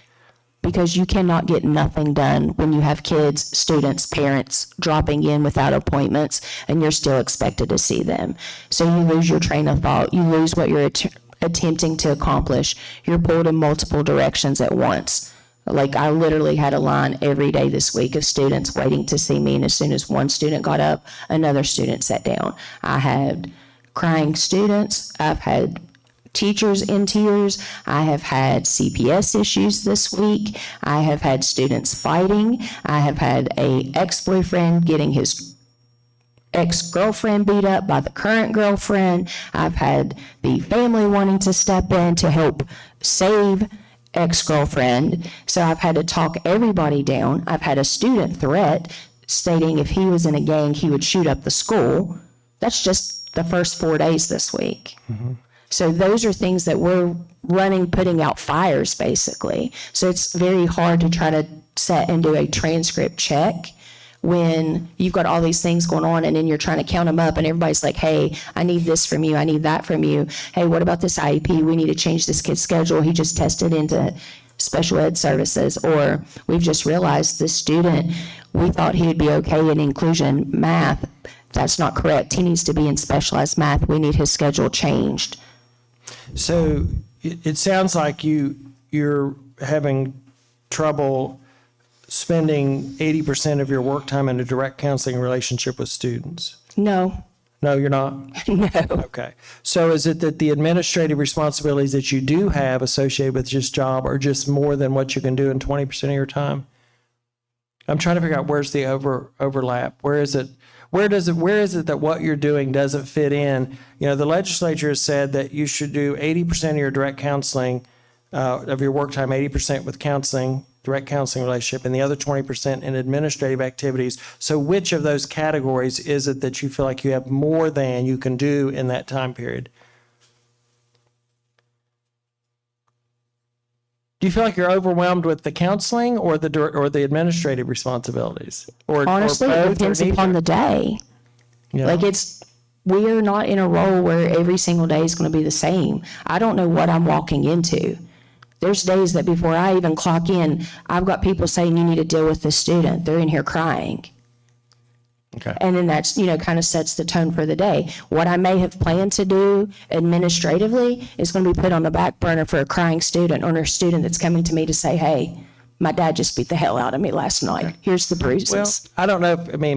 Maybe I'm mistaking you. I'm not here to argue with you. I feel like you. So maybe if you just say, no, you don't need to. I'm just trying to find out, make sure we understand what the record says, what the information is, and what the basis is for your position and all three of your position as to why the 10 days, removing we're the 10 days of the utilizing- contract. Let me ask you this. Do you feel like that if your contract is reduced to 200 days, that you can perform your job as a school counselor for the school district? Effectively and to the best of my ability for my students, no. It's going to require additional outside time. Okay. Could I ask you the same question? I agree. You couldn't perform your job as a school counselor within a 200-day contract for the school district? Well, to meet the standards of your job, if we want to be specific, to meet the standards required for you to perform your job as an employee of the school system, could you perform your job to meet those standards? Not with the 200-day contract. Okay, how about you? I feel like the counseling department at Shady Spring High School does an exemplary job making sure that everything is covered. Can I still be a counselor for 200 days at Raleigh County Schools? Yes, I can. Okay. Can I do a good job at that? No, I can't. And I take pride in my job. And You're saying you can't do a good job or you can't do as good of a job? I can't do an efficient job at all of the things that need to be done. Okay, thank you. That's all the questions I have. If I may, I would also like to piggyback on something that Ms. Hampton said, because, I think it's hard to compare a high school counselor's job to an elementary counselor's job.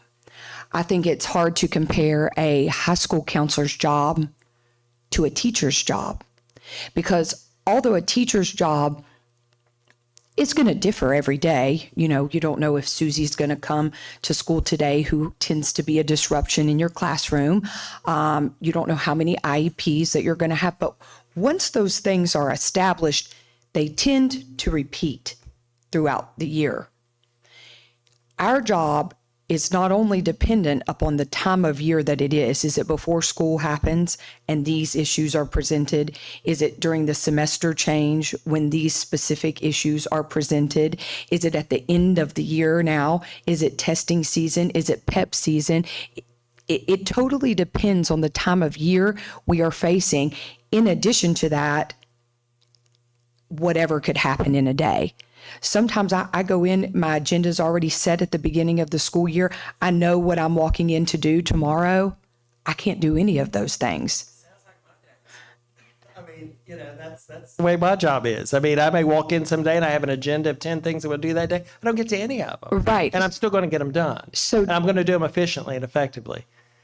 So you're going to meet all the timelines that are I'm going to meet all expected? my timelines. If I have to stay up till 2:00 in the morning, I'm going to do that. So I just want to, make sure I'm understanding. So it that- seems like that unexpected things that what I'm hearing is that unexpected things come up in our workday that we don't anticipate. So things we plan to do that day, we have to do them on a different day. And those things get moved to the point where we feel like we need to have 10 extra days to be able to perform our job, or else we can't do it effectively. That's what I'm hearing. So you do tend to work outside of your typical work hours to complete your Yeah, my work tasks? hours never end. Here I am at 8:00 in Beckley. Am I getting paid? I would paid a salary just like you do. No, I'm not paid by the hour. So We're technically like $650 or $240. It's supposed to be our work day. Yeah, I understand that. Yeah. So you're advocating that we work on our own time for free? No, I'm not advocating anything. I'm just trying to make sure I understand what it is that you're saying. Okay, and it seems like what I'm hearing is that the day doesn't go as we expected or planned, which is perfectly understandable in the job you're in. But that these duties and responsibilities, I'm trying to get to the heart of why the extra 10 days are needed. And it sounds like that our days are unexpected and that we can't do the things today that we thought we could get done. So we have to do them on another day. And at the end of the day, at the end of the year, we need those extra 10 days to make sure we can get everything done. That's what it sounds to me like, but I may not be understanding You that. say something, you want to say something? Okay, I need to say something. Okay, let me just interrupt here just a second. Dr. Starcher, why did you pick 10 days, not 5 days or not 4 days? What, I mean, because I understand, as these ladies said, there is a big difference between a grade school counselor, or excuse me, not counselor, however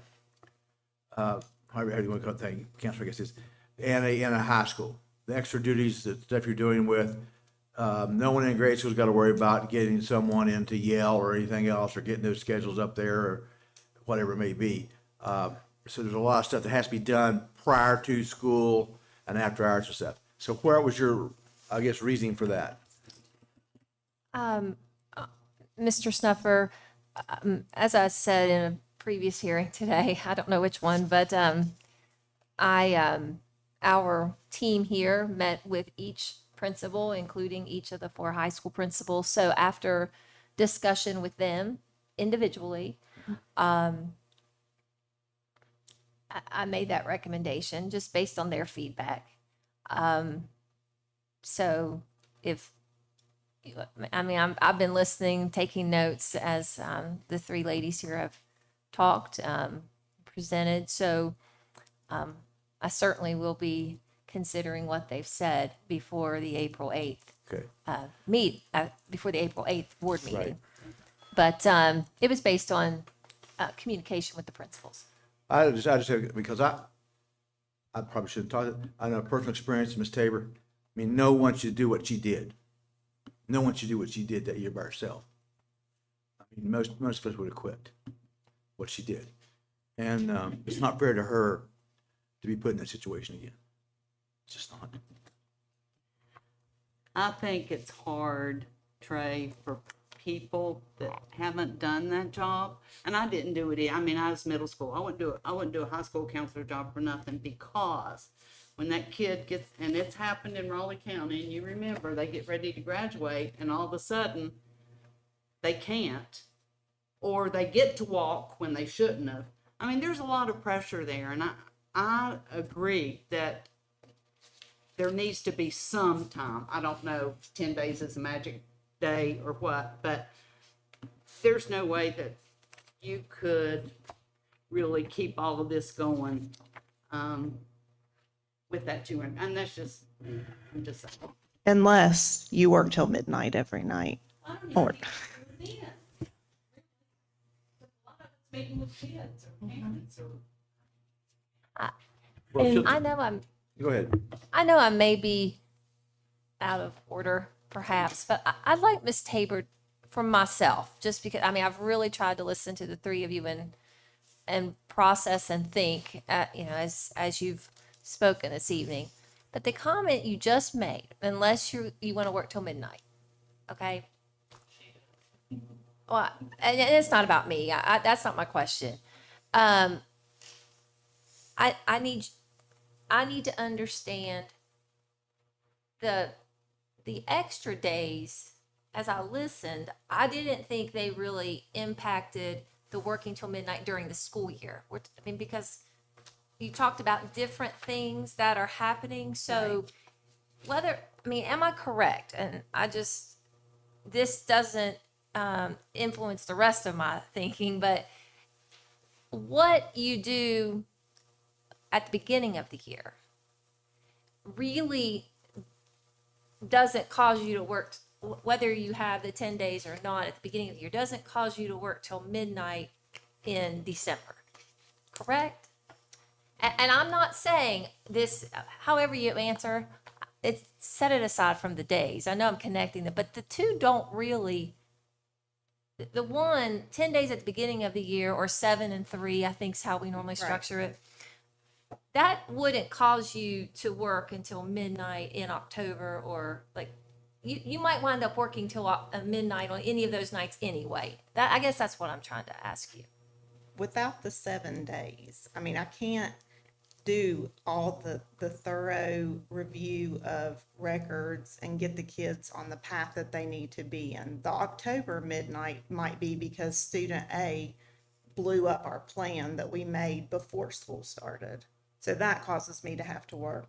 Also, you know, as we mentioned, just having set days and deadlines, and if I have all these things and they're due on this day, but I have to spend that day with a kid in crisis, I still have a deadline that I'm going to meet, which causes me to have to work late in a different month. And I totally understand that, Right. but as I listen to you, for me, it seems like they're two separate issues. You could have to, not that I want you to have to work till midnight multiple days out of the year, but I'm saying you could have to do that based on what happens at school on a particular Right. day. And that doesn't have anything to do with 10 days or 5 days at the beginning of the year, end of the year. I mean, But if I that's have basic. days to get everything lined out, I'm setting my students, my staff, the building up for a successful school year. And I understand that. I do understand that. I just wanted to make sure I was So they're processing. connected. I mean, you may not think that they're directly related, but they are connected, no matter if it's August, October, February, May. Having the days at the beginning of the year just sets us all up to have a successful school year. Better year. Yes. Have a better start to the year. Because it's almost, in a way, some of the stuff that we do in those 7 days, you might consider almost like housekeeping things. But we're preparing not just like our students for a good year, but also our faculty to start out a good year. It's super frustrating for the students to sit somewhere waiting for a schedule. You know, they're frustrated, they're aggravated. Teachers are frustrated and aggravated because kids are bopping in and out. I want this class, I want that class. Oh, we've added this kid. No, this kid's not there. You know, a teacher shouldn't have to sit and wait a week, 2 weeks for everything to be finalized because we didn't have the time to get all of those things done. And when a teacher's frustrated, who are they going to take it out on? The students. If we've already got the students and the teachers scrapping with each other, it's not going to be a good year for anybody. And that's not what we want. We want everybody on that first day, they're ready to go. We've got schedules. We're just doing minor tweaks because maybe we missed something because we have over 300 kids on our caseload and we're human, or a kid decided, you know what, I actually did this forensics camp over the summer. Absolutely loved it. Will you change my environmental science class to forensics? We want those little things to be the only things we got to worry about when the kids are coming in our building. We want it to be calm for our teachers and for our administrators. We want it to be smooth sailing.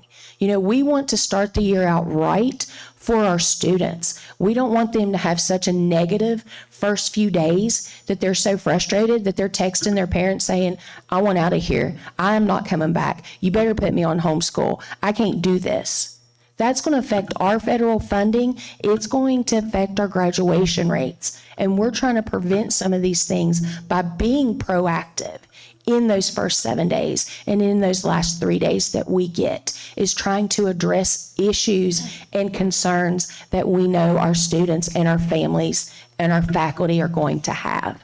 So these days, they are student contact days in many ways, but they're all student impact driven to help our students in the best way possible. One thing I can comment, in a small school like Liberty, Ms. Tabor does, and then once that master schedule's set, it's really important that child knows that you need to take that class as a sophomore, because you're not going to get it again until you're a senior, maybe, the way the rotation. So if they mess up and they don't take that class, even though everybody else in class may be a junior, if you really want that advanced thing, you got to take that at a sophomore level, because we're not like Woodrow and Shetty. We just offer one class for that period, that thing, and we rotate them around. So that's really important, especially for kids wanting to go and higher curriculum and college and stuff like that, that they have to, it seems funny that you have to time those things, but they do, freshman, sophomore, junior, and senior year, because of the limited curriculum we have and the number of times those classes are taught. And also the sequence, you have to have it. Well, you can't take that because you didn't take this one. So since you haven't had that one yet, you can't take it until your second semester, of your senior year, or whatever, so that's a very important thing, that another aspect I think you take care of right after school and starting school. Schedules are always changing. Right.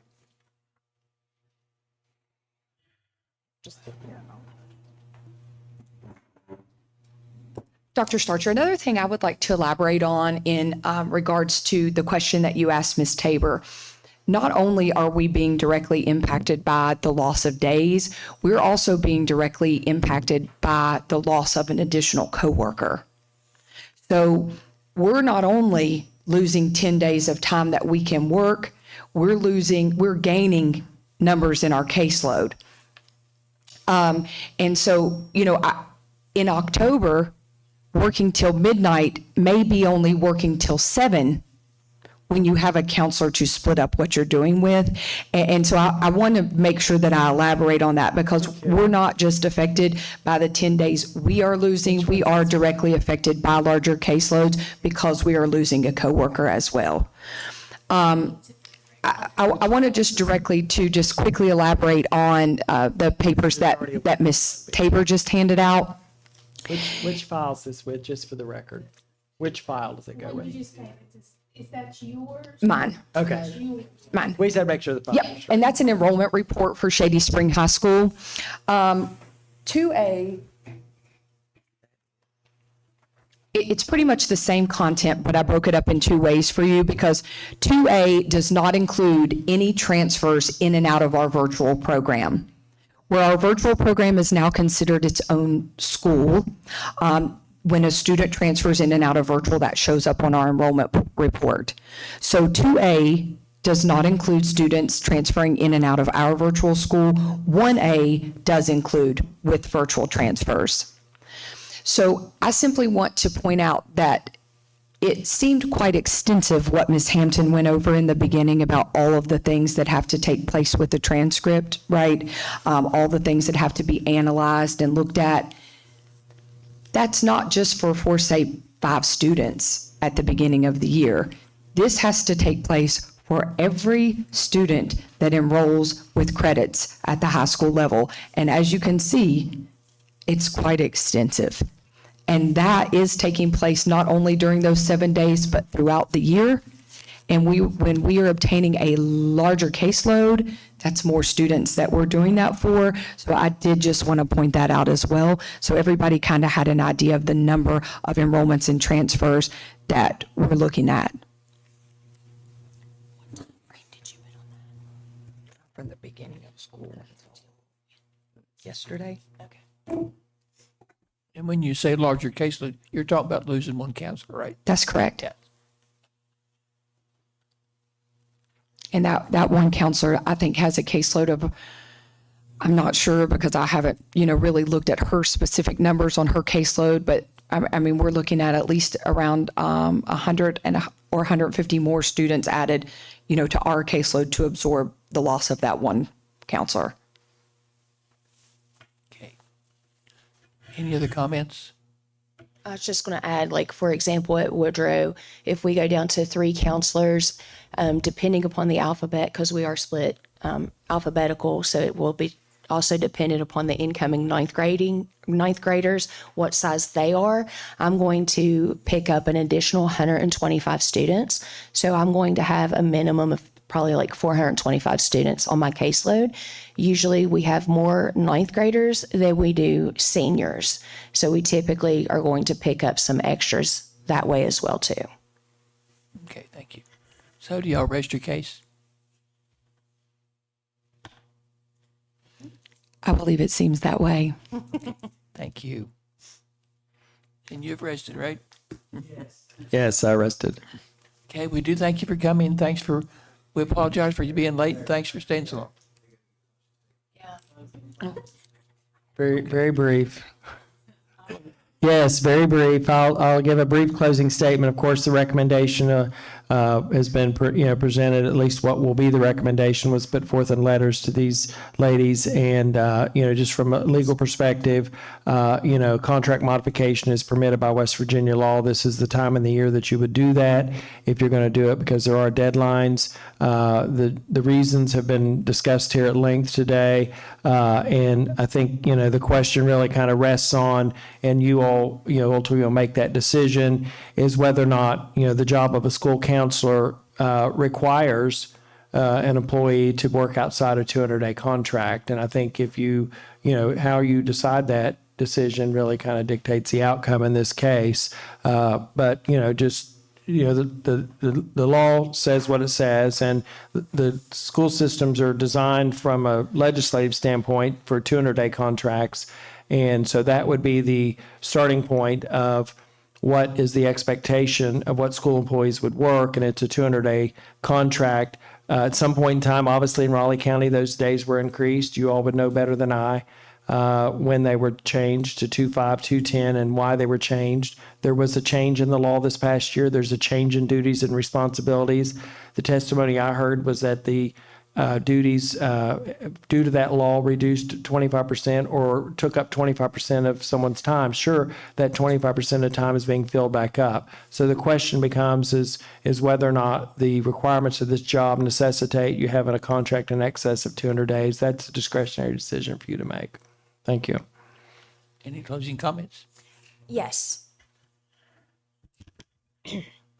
So first and foremost, I would like to say thank you for each and every one of you this evening for giving us the opportunity to speak and for paying attention, listening, and asking some really good and relevant questions. So again, we highly encourage you to reconsider taking away the 10 days off of our contract. As you can see from Exhibit 1A and 1B, there's a lot of things at the beginning and closing of the school year where we utilize that time for student impact events, goals, things for our student, as well as actually having student contact and parent contact with students before students are actually in our building, or even before teachers are in our building. We are working with our students and within our community for our students. These days are essential. They are how we basically prep for the school year, how we try to start the school year right off for everybody. Not just for ourselves, not for our faculty, but for our students. We want to start it off strong with good, positive energy for our students, basically. We want them to be excited, to be happy that they're here, that they are more than just a number, that we are paying attention to what they need and we're trying to address those needs for our students.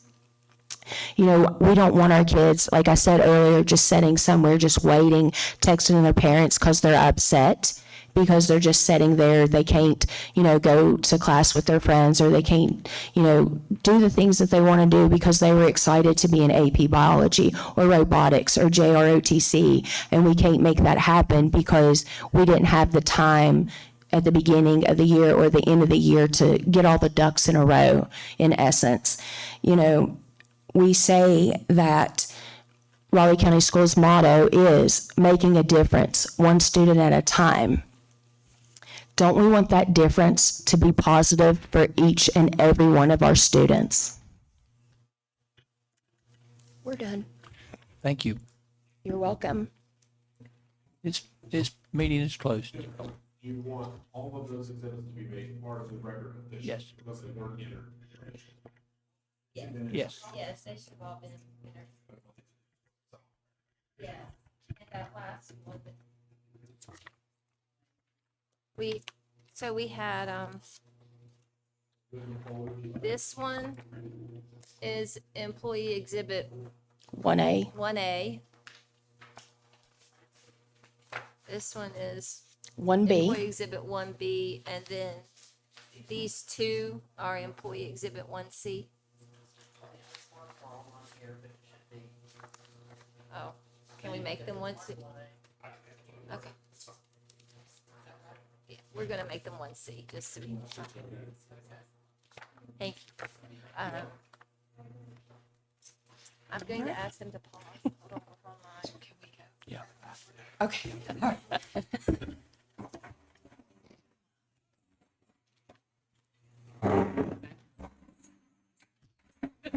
At least we did this all together, right? And not one by one. That is correct, You would lady. be here till midnight.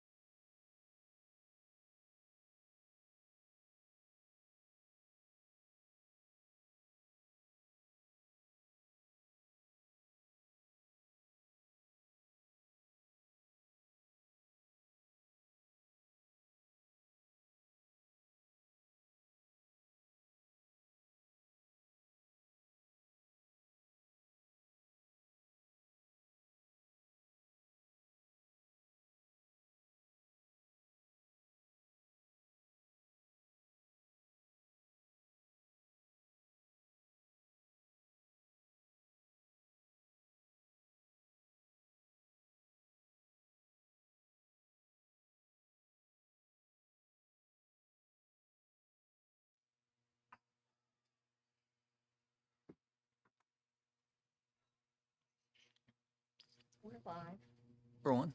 We're live.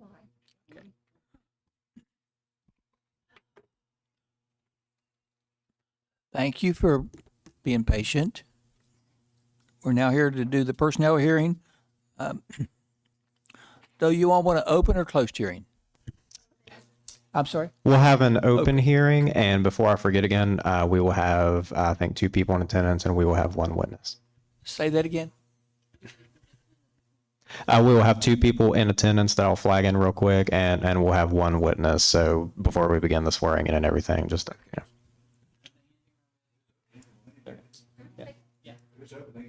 Yep, they're coming up. I'll grab some chairs for them real quick.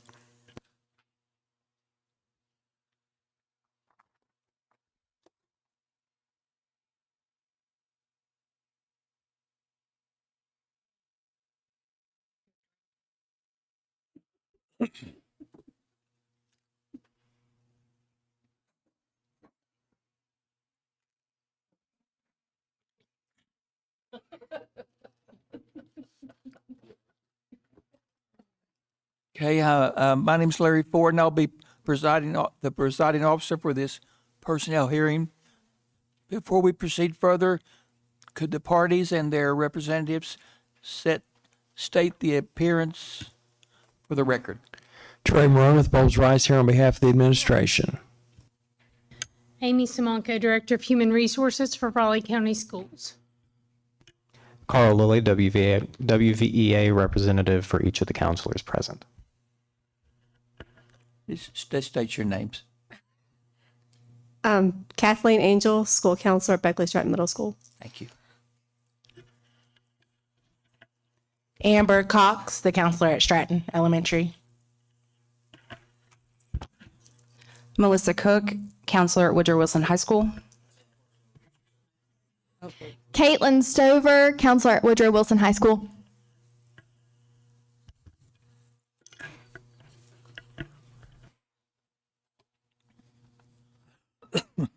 Are there any preliminary matters that we need to address before proceeding? None that I'm aware of. Okay, first thing, want to swear everybody in. That way we don't have to do it individually.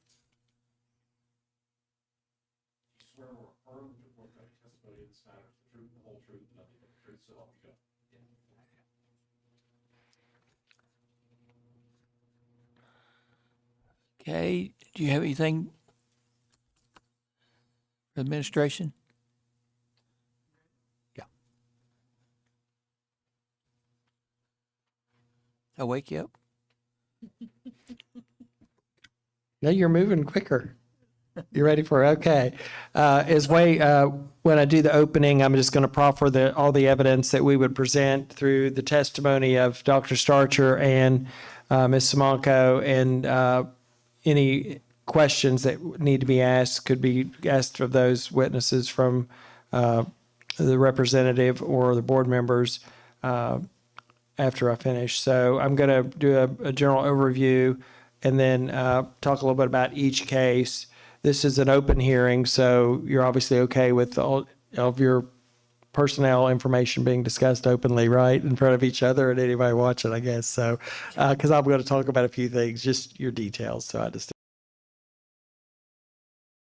Your school districts throughout West Virginia are required to examine and evaluate their enrollment and their funding and staffing needs throughout the school district for the upcoming school year, and to take necessary action to realign the workforce for the upcoming school year.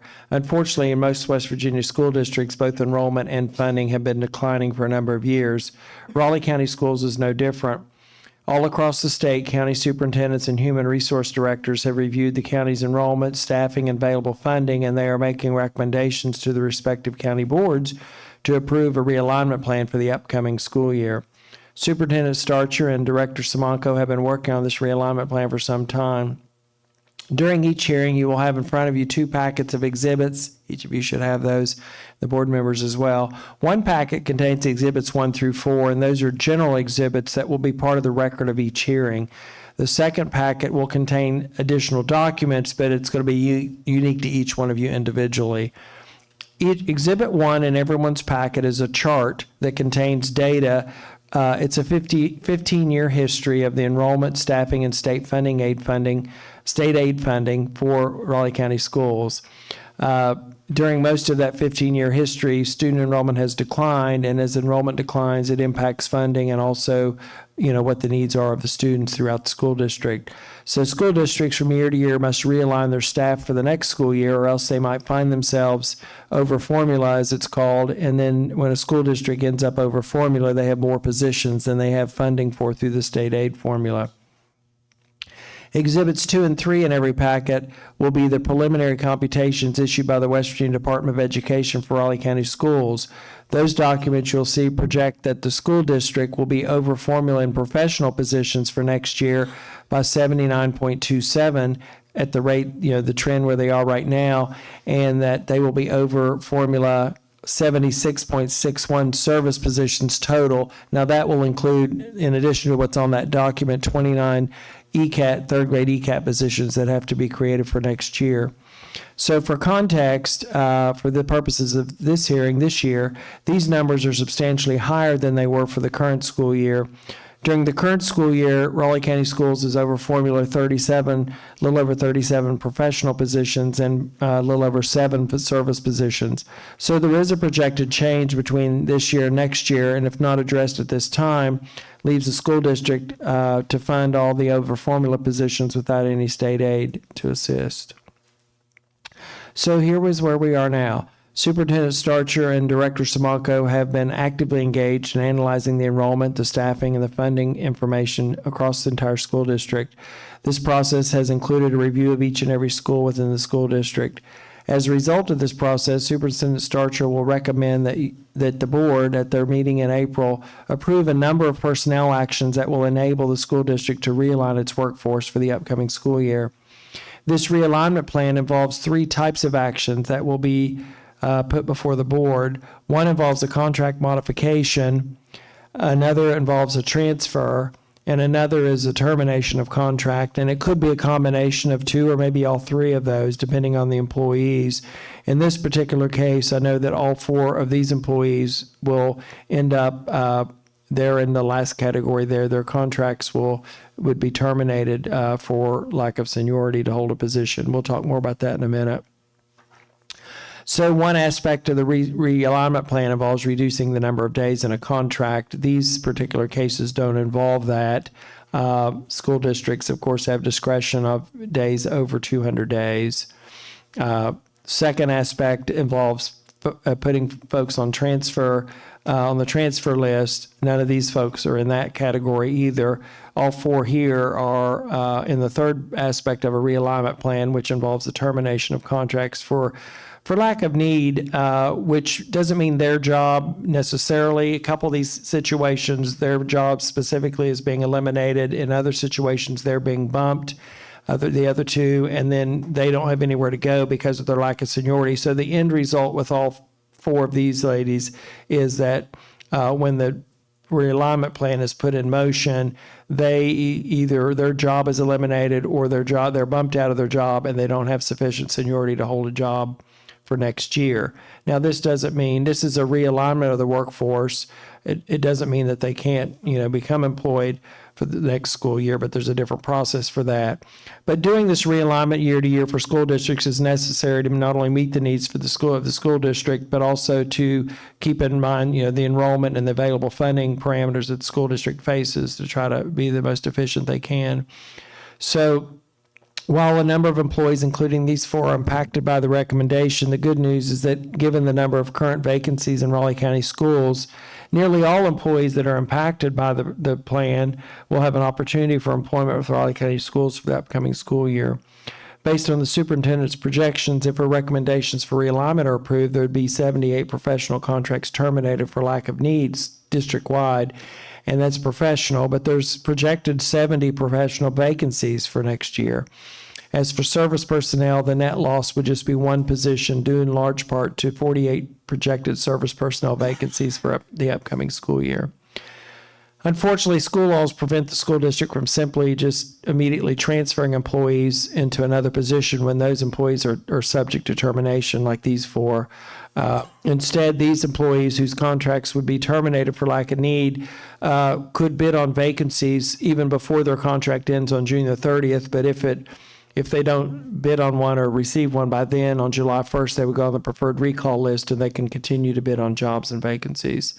So even though the realignment plan brings change, the end result of this plan is expected to be that most all employees that are impacted by it will have an opportunity for employment for the upcoming school year, but perhaps in a different position than the one they currently hold. So moving into the specifics of this case, I'll just address each one individually. See if I've got the first one there. Ms. Cox. Ms. Cox is holding a continuing contract for 205 days and is at Stratton Elementary School. That's where her assignment is now. She holds she holds a counselor certificate, and so that's in her case. Ms. Cox was one of the individuals whose position that she's in currently is eliminated, and so